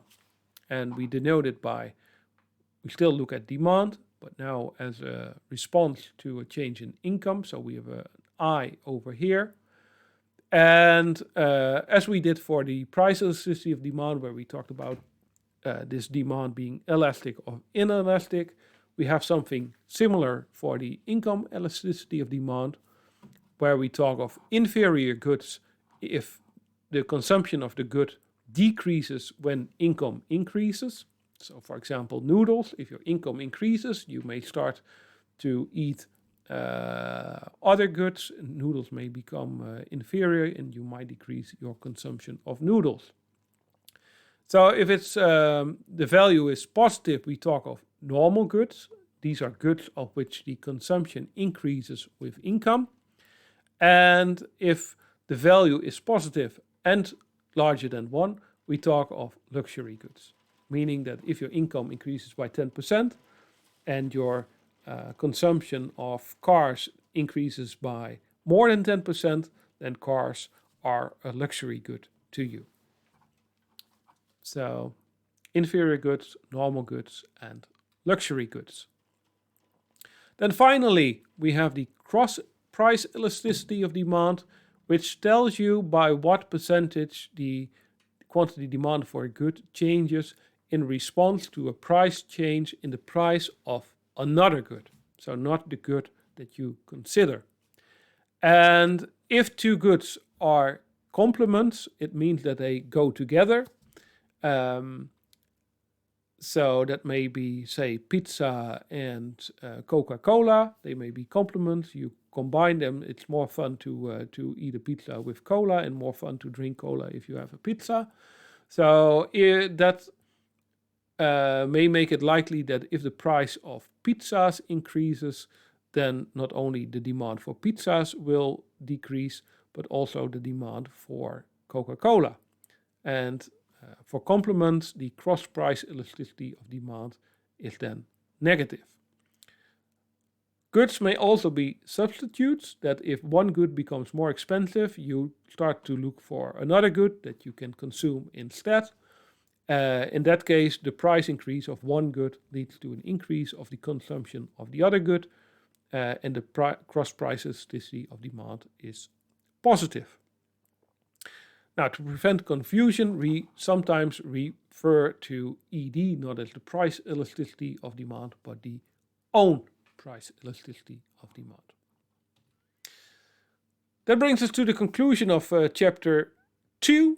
where we studied really the basics, the basic supply function and the demand function. And in the next chapters, we will consider consumer behavior. So how do we arrive at the demand function of the consumers? How does that relate to the consumer preferences? And in the book, it's also discussed how the factors of production lead to the firm's supply function. But as you can see, this is written in gray because we will not cover that part in this course.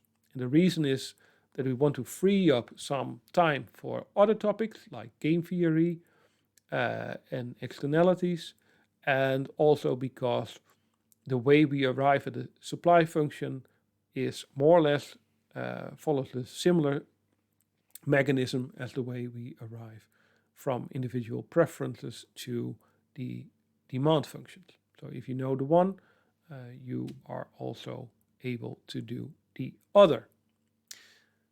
That is chapter 2. In chapter 3, we will look at how consumers and producers benefit from markets, and we also consider the role of the government and what is the impact if the government regulates markets and market outcomes. Then a final quiz at the end of this clip. So suppose that the demand is given by 300 minus 3p. Determine the elasticity of demand at a price of 50 and do as well at a price of 75. And here are the answers. So let us continue with chapter 3 of the book. And in chapter 3, you will learn two basic things. So in chapter 2, we discussed the basic supply and demand function. But what is added in chapter 3 is answering the question, who benefits from the presence of markets? To which extent do consumers benefit from the opportunity to trade in markets? And to which extent do producers benefit? And we want to develop quantitative measures that measure the amount of benefit that each party derives.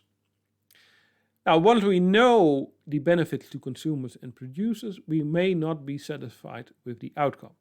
And policymakers are often not satisfied with market outcomes because they don't deem an outcome fair.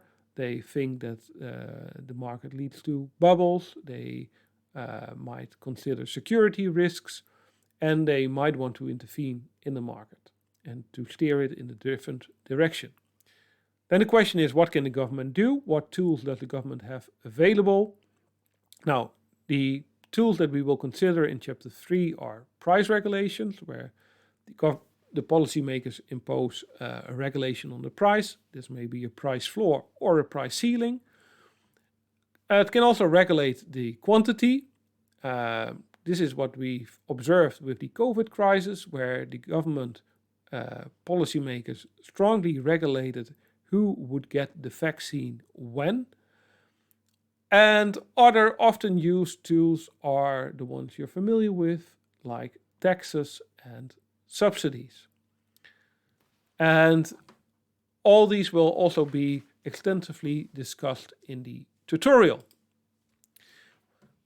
First things first, let's start with measuring the benefits to consumers and producers. And those benefits are called surplus. So the consumer surplus is the difference between what a consumer would be willing to pay for a good and the amount that he actually needs to pay.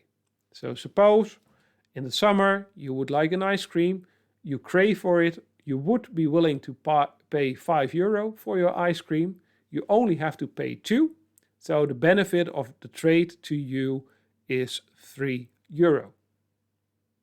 Now suppose that you would be willing to pay €2 for an ice cream, which is exactly the cost of the ice cream, then it would not be a benefit of trade to you, because yes, you can buy the ice cream, which would give you the ice cream, but also you would lose €2 and you would be indifferent between buying the ice cream and not buying the ice cream.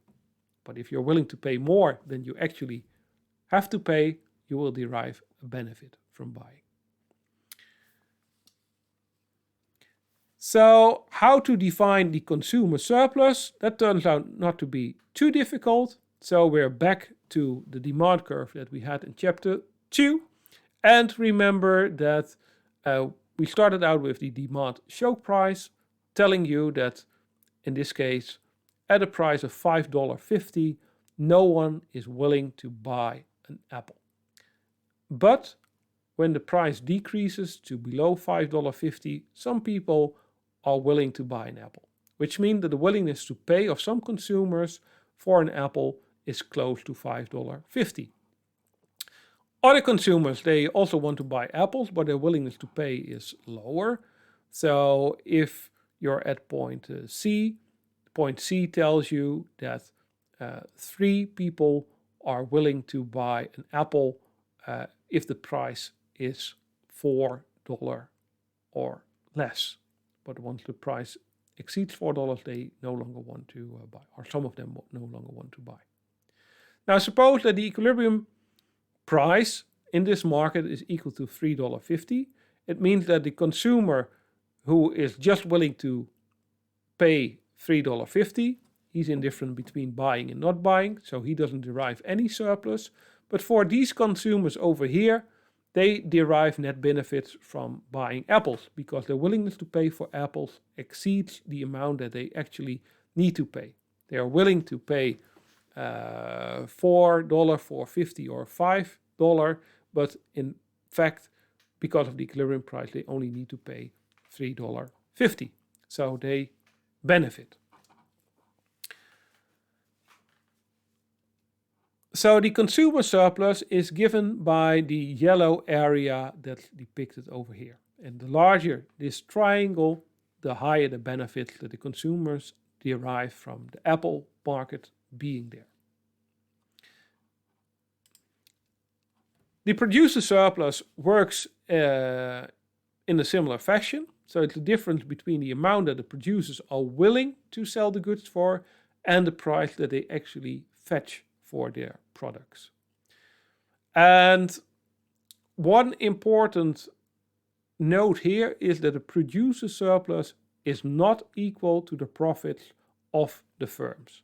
So you should not equate the two, and we will get into more detail later. So for simplicity, assume that the supply function reflects the supply of many firms and that each firm wants to sell one apple. That's not really realistic, but for expositional reasons, it's a good assumption to make at this point.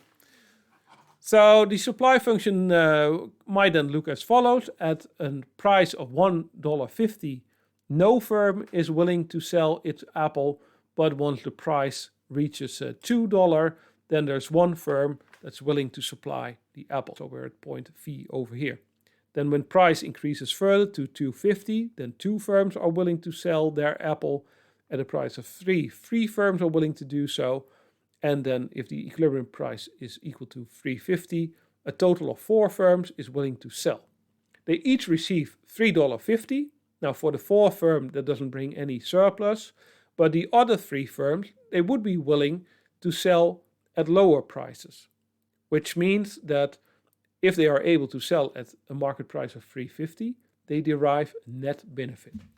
And the total of these benefits to the producers is equal to the green triangle, and it's equal to the producer surplus. So then that was pretty quickly. So our derivation of the producer and the consumer surplus and the remainder will really be spent on asking the question, what can policymakers do to change the market outcome in a certain direction, and what are the good things about it, and what are the negative side effects of that. Now, first thing that a policymaker might do is to try to influence the price via price regulations. And they come in a couple of flavors. So they may impose a price ceiling, saying, okay, it's forbidden that the price in this market is higher than a certain level. They also may ensure a price floor, saying, okay, the price in this market cannot go lower than this amount. But they're only effective if they're binding. So if they're non-binding, then the price floor is lower than the equilibrium price that would exist if you would just leave it to the market. So what are the impacts of price ceilings or price floors on markets? And that's an important question. And we will go through a number of examples. So how to evaluate this type of policies? The way we do it is we look at total welfare, which is the sum of the benefits of market interaction to the consumers plus the benefits to producers and the revenue to the government, because the government in the end is us. So if the government gets taxes, then it will also spend those taxes and people in society will benefit. Now the deadweight loss is the reduction in total surplus, so the combined surplus of firms, producers and government as a result of market inefficiencies. And the objective is to make these inefficiencies as small as possible. And we have transfers, which is a surplus that before the regulation was in place was part of the producer surplus or the consumer surplus, but after the regulation has been put in place, shifts to the other side of the market. Now, to give an example, and this is an example from the book, we have the market for pizzas, and on this market for pizzas, the policymaker imposes a price ceiling. So, first consider the situation without price ceiling. Then we have the supply function, which is upward sloping, and the demand curve, which is downward sloping. And we can see that if we would leave the market to itself, then the equilibrium price would be equal to 10, and the quantity of pizza sold would be equal to 10 as well. Now, suppose that for some reason the government deems this equilibrium price too high. It says, well, it's ridiculous that a pizza costs you $10, and we will solve that by imposing a price ceiling of $8, meaning that pizzas can never be sold at a price higher than $8. Well, at this price of $8, more people will find it interesting to buy pizzas. So we have consumers who were not willing to pay $10 for a pizza, but at a price of $8, they will be happy to buy a pizza. So at this price ceiling of 8, the equilibrium or the quantity demanded will increase to 12 pizzas. But the problem arises that at this price ceiling of 8, the producers are not that fond of supplying pizzas to the market. So at the old price of 10, they would supply 10 pizzas, but now at the new price, only 8 pizzas will be supplied to the market, or 6 pizzas will be supplied to the market. So in this case, we have a shortage. We have at a price of 8, 10 pizzas will be demanded by the market, but only 6 will be supplied. And that leads to a deadweight loss equal to this pink triangle over here. Because given that only 6 pizzas will be supplied to the market, 6 people who would like to buy a pizza, they cannot buy because they are not supplied these pizzas. And the only consumers that will buy in equilibrium are the consumers with the highest willingness to pay. So the people who are willing to pay most for the pizza, we assume that they are the ones that get a hold on these 6 pizzas that will be supplied, and they will buy the pizzas. And they can buy them at a price of 8. Now, for the people who are able to buy a pizza, this is good news because their surplus increases. Previously, at a price of 10, their surplus was A plus B. But now at a lower price of 8, they get the same pizza, but at a lower price, meaning that some of the surplus that was previously in the hand of the consumers is now transferred to producers, is now transferred to the consumers. So the consumers who are able to buy a pizza under the regulation, they benefit because their consumer surplus increases. And the producers who sell the pizza, they suffer because their surplus is reduced by the area D. But on top of that, we have consumers who would be perfectly willing to buy a pizza at $10, but now because of the price ceiling, those pizzas are no longer supplied to the market, so they leave the market without buying any pizza, and they also don't reap the surplus that they would get from buying the pizza. So that's a loss in consumer surplus of C, which doesn't go to the producers, it's just loss. It is the part of the deadweight loss.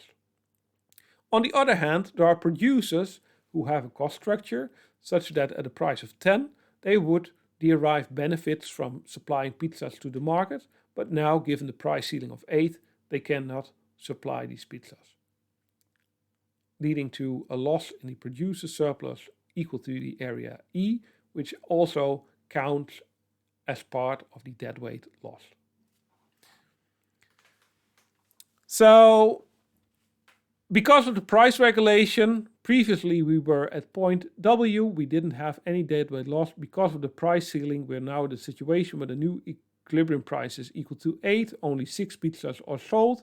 There are people looking for pizzas at this very favorable price of 8, but they cannot get a hold on that. So that is the shortage that we have here. And we are now facing a deadweight loss equal to the pink triangle. So that turns out to be a relation between the size of the deadweight loss and the elasticities of supply and demand. Remember, the elasticities tell you how responsive demand and supply are to price changes, and also for that reason to the introduction of a price floor or a price ceiling. And you can imagine that if prices or if demand and supply are very responsive, that it will lead to a great distortion of how the market would normally function. So in the left picture here, you can see a market for pizzas where both supply and demand are quite inelastic. So they don't respond very much to changes in prices, which means that if in this market if you impose a price ceiling, then it will only lead to a small reduction in the quantity that is supplied. And also, as a consequence, the deadweight loss of imposing a price ceiling in this market will be relatively small. So you have a small pink triangle. Here on my right, you see a market where demand and supply are relatively elastic, which means that if you lower the price by imposing a price ceiling, then many producers will retreat their supply in the market, and you will get a big distortion, you will get a big excess demand, and as a consequence you will also get a large deadweight loss, which is depicted as the quite large green triangle over here. So these two panels show you the relation between the elasticity of demand and supply and the resulting deadweight loss from a price regulation. Now, we discussed the price ceiling. You can also have a price floor where the policymaker says, well, it's beneficial if the price of a product does not go below a certain level. So that's the situation that's depicted here. Before the price floor was introduced, the equilibrium price was 500 and the equilibrium quantity was 20. Now, for some reason, the policymaker says the price of peanuts cannot go below $1,000.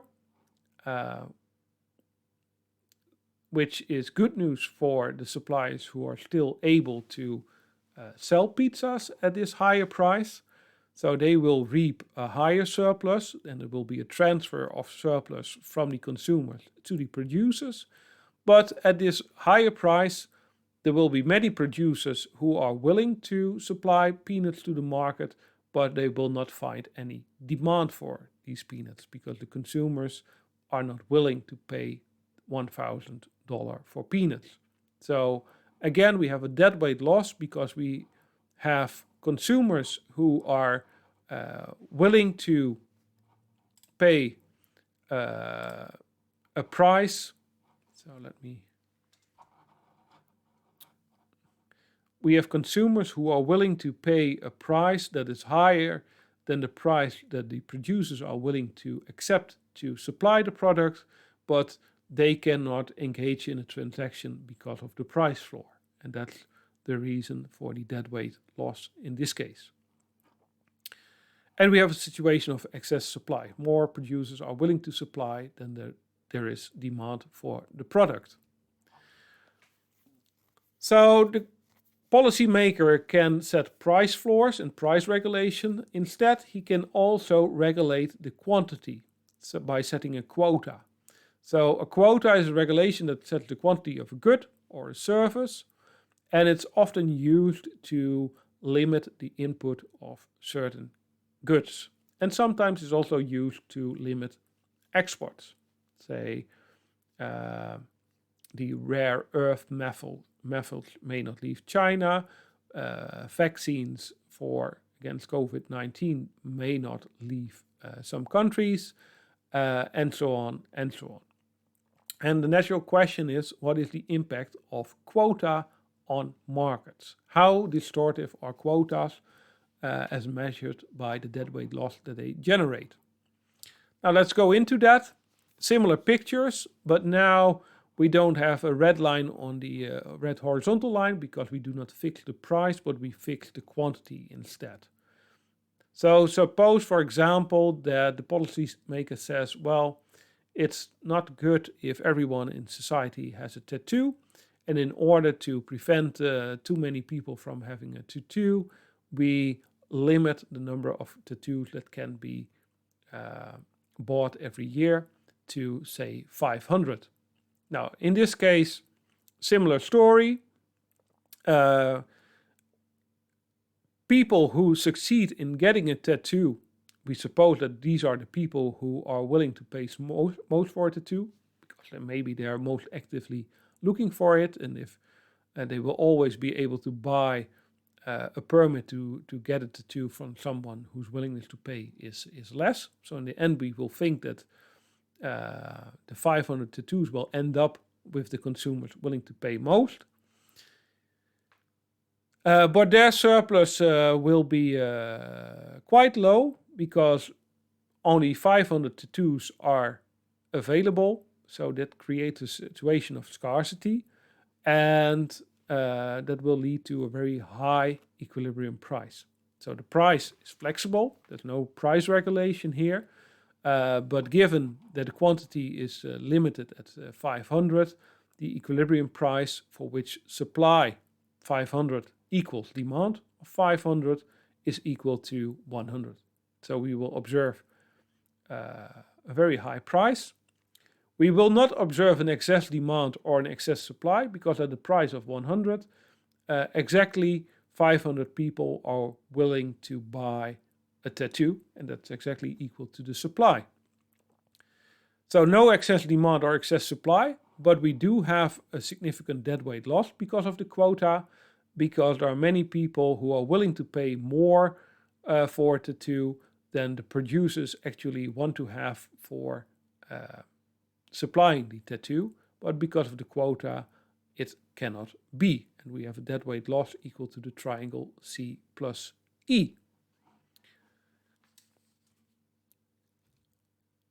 And more locally, so also in the municipality of Groningen, in the city, regulations are in place. So one regulation that may have hit you is that the number of houses of which rooms can be rented to students is capped at 50% in a given street. And as you saw in the previous graph, if you create such a quota, you create scarcity and it will lead to higher prices. So because of this regulation, which the municipality has probably installed because they want to have a mix of people living in neighborhoods and not having student-only neighborhoods, but the cost of this regulation is that the prices of student homes go up and are much higher than they would be without a quota.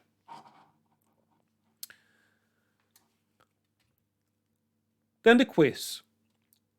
Try to answer the following question. Suppose that demand is given by 100 minus P and supply by P, very simple supply function. What is the deadweight loss if we impose a minimum price of 60? And the second question, what is the consumer surplus and what is the producer surplus in that case? Good luck. And here are the answers. And if you did it right, you can continue to the next video. If you had it wrong, you can also continue to the next video, but it may be instructive to rewatch the previous video. Then another tool that the government has to impact the market, besides price regulations and quota, are taxes and subsidies. And we will start with taxes. So how do taxes impact markets? Some taxes are imposed to correct for other market failures, and we will come to that when we discuss the externalities. But in general, taxes will distort markets. Now, suppose that Groningen would consider introducing a 50-cent tax on every movie ticket sold. How would that affect the market for movie tickets? So, doing this with a figure. So, before the introduction of the tax, the point X denotes the equilibrium outcome. So we have an equilibrium price of 8 and an equilibrium quantity of 4.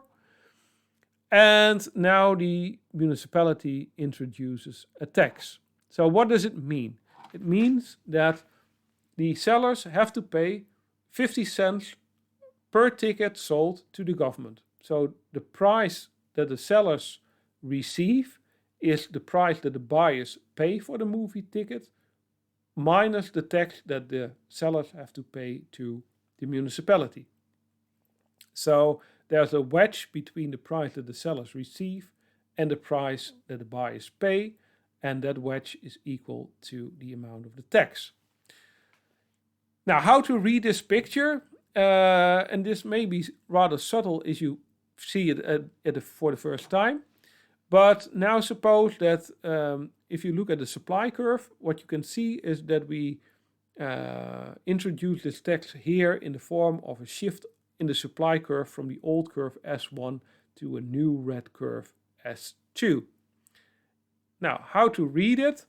Suppose that at a price of €7.80, previously 3.4 sellers were willing to supply, not 3.4 sellers, but the total supply of movie tickets would be 340,000 movie tickets. So that means that after the introduction of the tax, apparently the suppliers, they want to receive net €7.80. But now they know that in order to have a net revenue of a ticket of €7.80, they need to get €8.30 from the buyer. So, where initially at a price of €7.80, the supply of movie tickets was 340,000.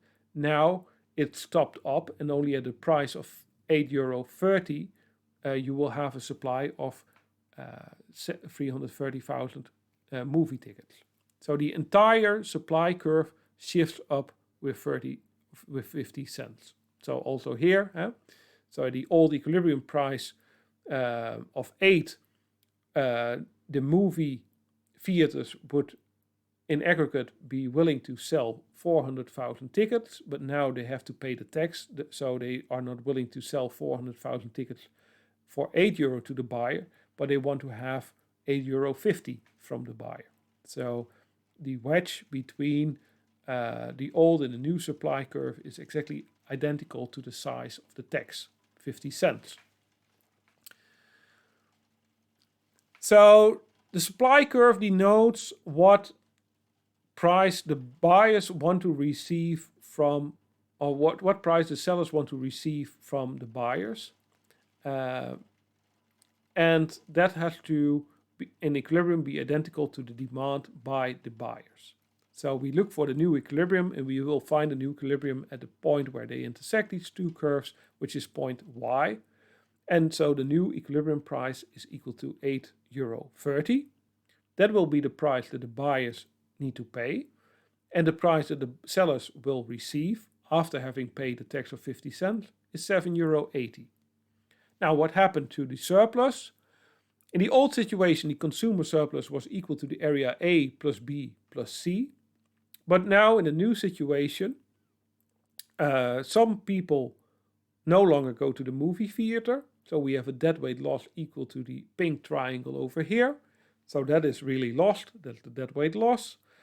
But there's also a transfer, and now not from consumers to producers, but from consumers to the government, because 340,000 movie tickets are still sold to the public, but the public has to pay €8.30, which leaves them with a surplus equal to the area A. The producers, they only receive €7.80, which gives them a produced surplus of in total equal to the area F. And then there's this gap of 50 cents. For every ticket sold, the government will earn 50 cents. So the total revenue to the government is equal to the area B plus D, which is 340,000 times 50 cents.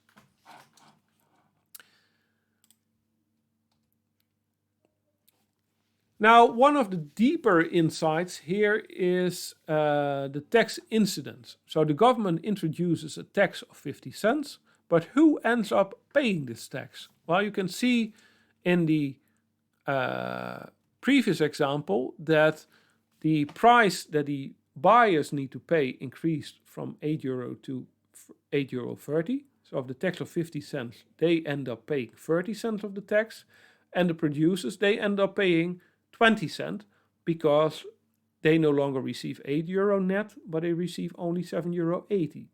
So 2/5 of the tax is paid by the producers in this case, and 3/5 by the consumers. And noted that I started the story telling you that the government or the municipality will get the tax from the movie theaters. But that doesn't really matter. So for the equilibrium price, it's independent whether the tax is collected from the movie theaters or whether it's collected from the consumers. And that's one of the things that you really need to be aware of, that it doesn't matter who is required to pay the tax. So whether it's a sale tax or a production tax, the tax incidence, who will pay the tax burden, will be identical in both situations. Now again, for the movie theater, that would look as follows. So we had a situation where the seller had to pay the 50 cents per ticket tax, such that the seller would end up with the price paid by the buyer minus the tax that he has to pay to the government. And we had a shift in the supply curve as depicted in the left panel over here. But now suppose that instead it would not be the sellers who need to pay the tax, but the buyers. Now then the buyers would take into account that when they go to the movie theater, they not only have to pay PS to the seller, but they also need to pay in addition a tax to the government, say in the form of a value added tax. So the buyers take into account that in total they have to pay PS plus tax, which leads to a downward shift in the demand curve, because previously they were willing to buy Q1 tickets at a price of P1, but now they're willing to pay 50 cents less because they know that on top of the price paid to the seller, they also need to pay the tax. But then, if you equate these two lines, so the old supply function and now the new demand function, then this will be the equilibrium price, but this will be the price that the seller will receive, and in the end, the buyer will end up paying 50 cents more, because in addition to the price paid to the seller, the buyer also needs to pay the tax to the government. But we have the same equilibrium outcome in the left panel as in the right panel. So it doesn't matter whether you impose the tax on the seller or on the buyer, the equilibrium outcome will be the same in both cases. And that's important because you often have policy measures that say, well, we need to impose a tax on producers who pollute. And then you may think, oh, this is good, I don't have to pay because the polluters, the producers, they will pay. But tax incidence says that it really doesn't matter because producers will just increase the price of their product, and in the end you will pay your share of the tax. But how much consumers pay relative to producers, that again really much depends on the shape of the supply and the demand curve. And that's what we're going to discuss in the end. So there's a relation between tax incidence, who needs to pay what part of the tax in equilibrium, and the elasticity. And in general, it holds that if demand is very elastic, then producers will pay more of the cost of a tax and vice versa. And then there are two general formulas. This is the price elasticity of supply, this is the price elasticity of demand, and the share of a tax that is borne by consumers is equal to the price elasticity of supply divided by the sum of the two elasticities, where the vertical bars again denote that the price elasticity is negative, but the absolute value is positive. Now, what's the intuition? Suppose that the supply is very inelastic. So ES is very small and relative to the price elasticity of demand. Then it means that the producers, they will pay a high fraction of the tax, and the consumers, they will only pay a small fraction. So a high price elasticity of demand will tells you that if you increase the price a bit, then many consumers will quit buying the product. And because they are so responsive to price changes, they will also be very responsive to the introduction of a tax. And because they respond, for example, by buying other goods instead, they will end up not paying a lot of the tax. If the demand is inelastic, so for example, for fuel, consumers don't have a lot of substitutes. So if the price of fuel increases, they don't have many options than to continue buying fuel. So they're kind of locked in. They don't have a lot of bargaining power, and they end up paying a high share of the tax. So two examples to show this in pictures, this difference.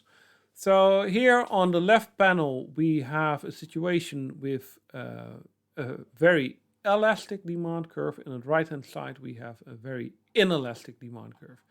And one thing that you need to note from this example is that in the left panel, we have the labor market, where individuals are the suppliers of labor. It's you and me, the workers, and the people who demand the labor are the firms. So that's the opposite from what we normally consider, but in the labor market, it's the firms who demand labor, and the price of labor is denoted by W because we think of it as the wage rate. Now suppose that you tax labor, what will happen to the wage rate that laborers receive and the wage that the firms pay to the workers?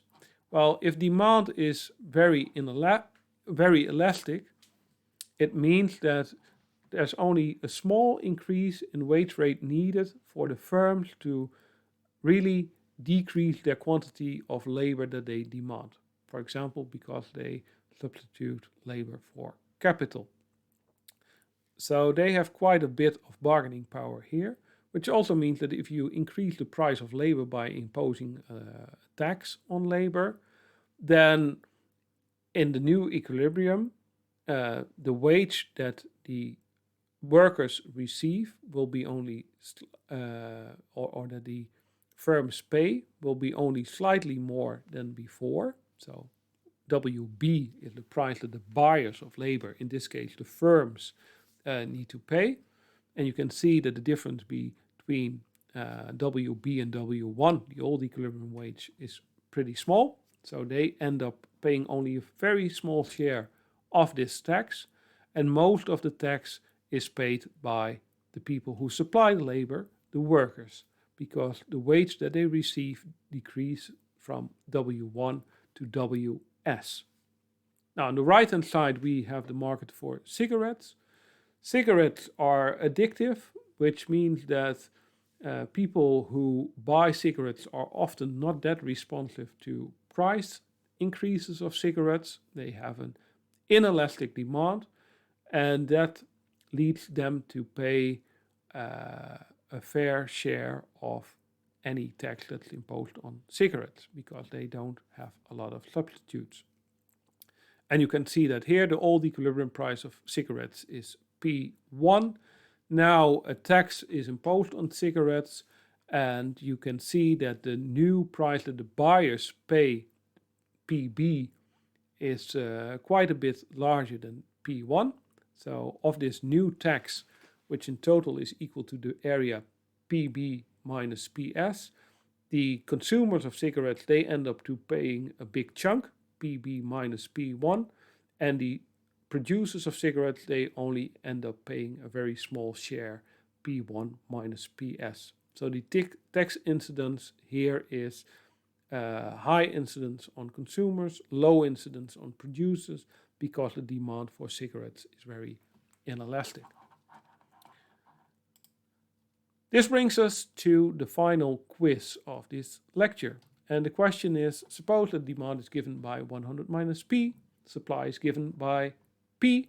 You may remember this one from the previous quiz.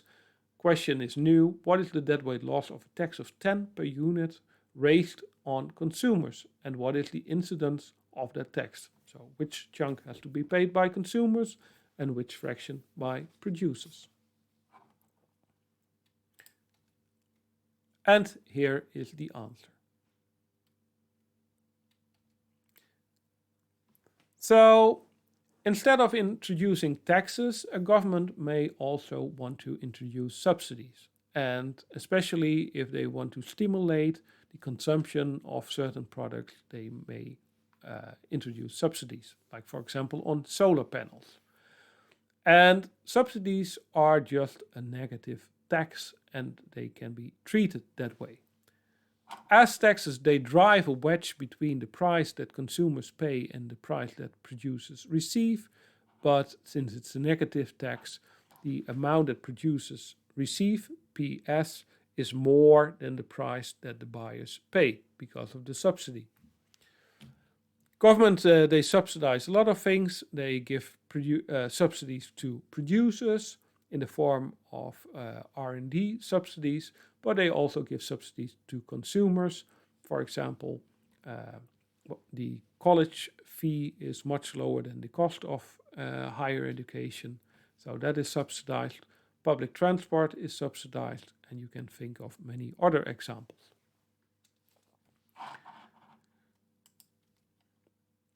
Final picture very much works as what we've seen before. Suppose that the producers receive a subsidy. In the old situation, their supply function was equal to the blue line S1, But now they know that, well, on top of the amount that they get from the consumers, they will also receive a subsidy from the government, which makes them willing to pay to supply more units at the same price to consumers. So the supply curve shifts to the right, equal to the area S line S2. And again, we have a shift and a transfer of consumer surplus, but we also have a deadweight loss. And in this case, the deadweight loss is equal to the area E plus I, because in the new situation, there are some consumers who are now able to buy the product, although their willingness to pay is less than what the producers originally wanted to have in order to supply the product to these consumers. So the total cost to the government is equal to, well, the number of units that they need to subsidize, which is equal to the number Q2. And on each unit sold, they have to pay a subsidy equal to PS minus PB. So the total subsidy that the government needs to pay is equal to B plus D plus E plus I plus H plus F. But some of them is just a transfer from the government to producers and consumers, so it's not lost. The only part that's really lost is the deadweight loss that is given over here. And this really brings us to the end of this chapter, where we looked at supply and demand in more detail and really zoomed into the role of policymakers and how they can affect market outcomes by price regulations, quantity regulations, taxes, and subsidies. In the next chapter, we will take one step back and we will focus on consumers and how their preferences translate into demand for products and consumption decisions.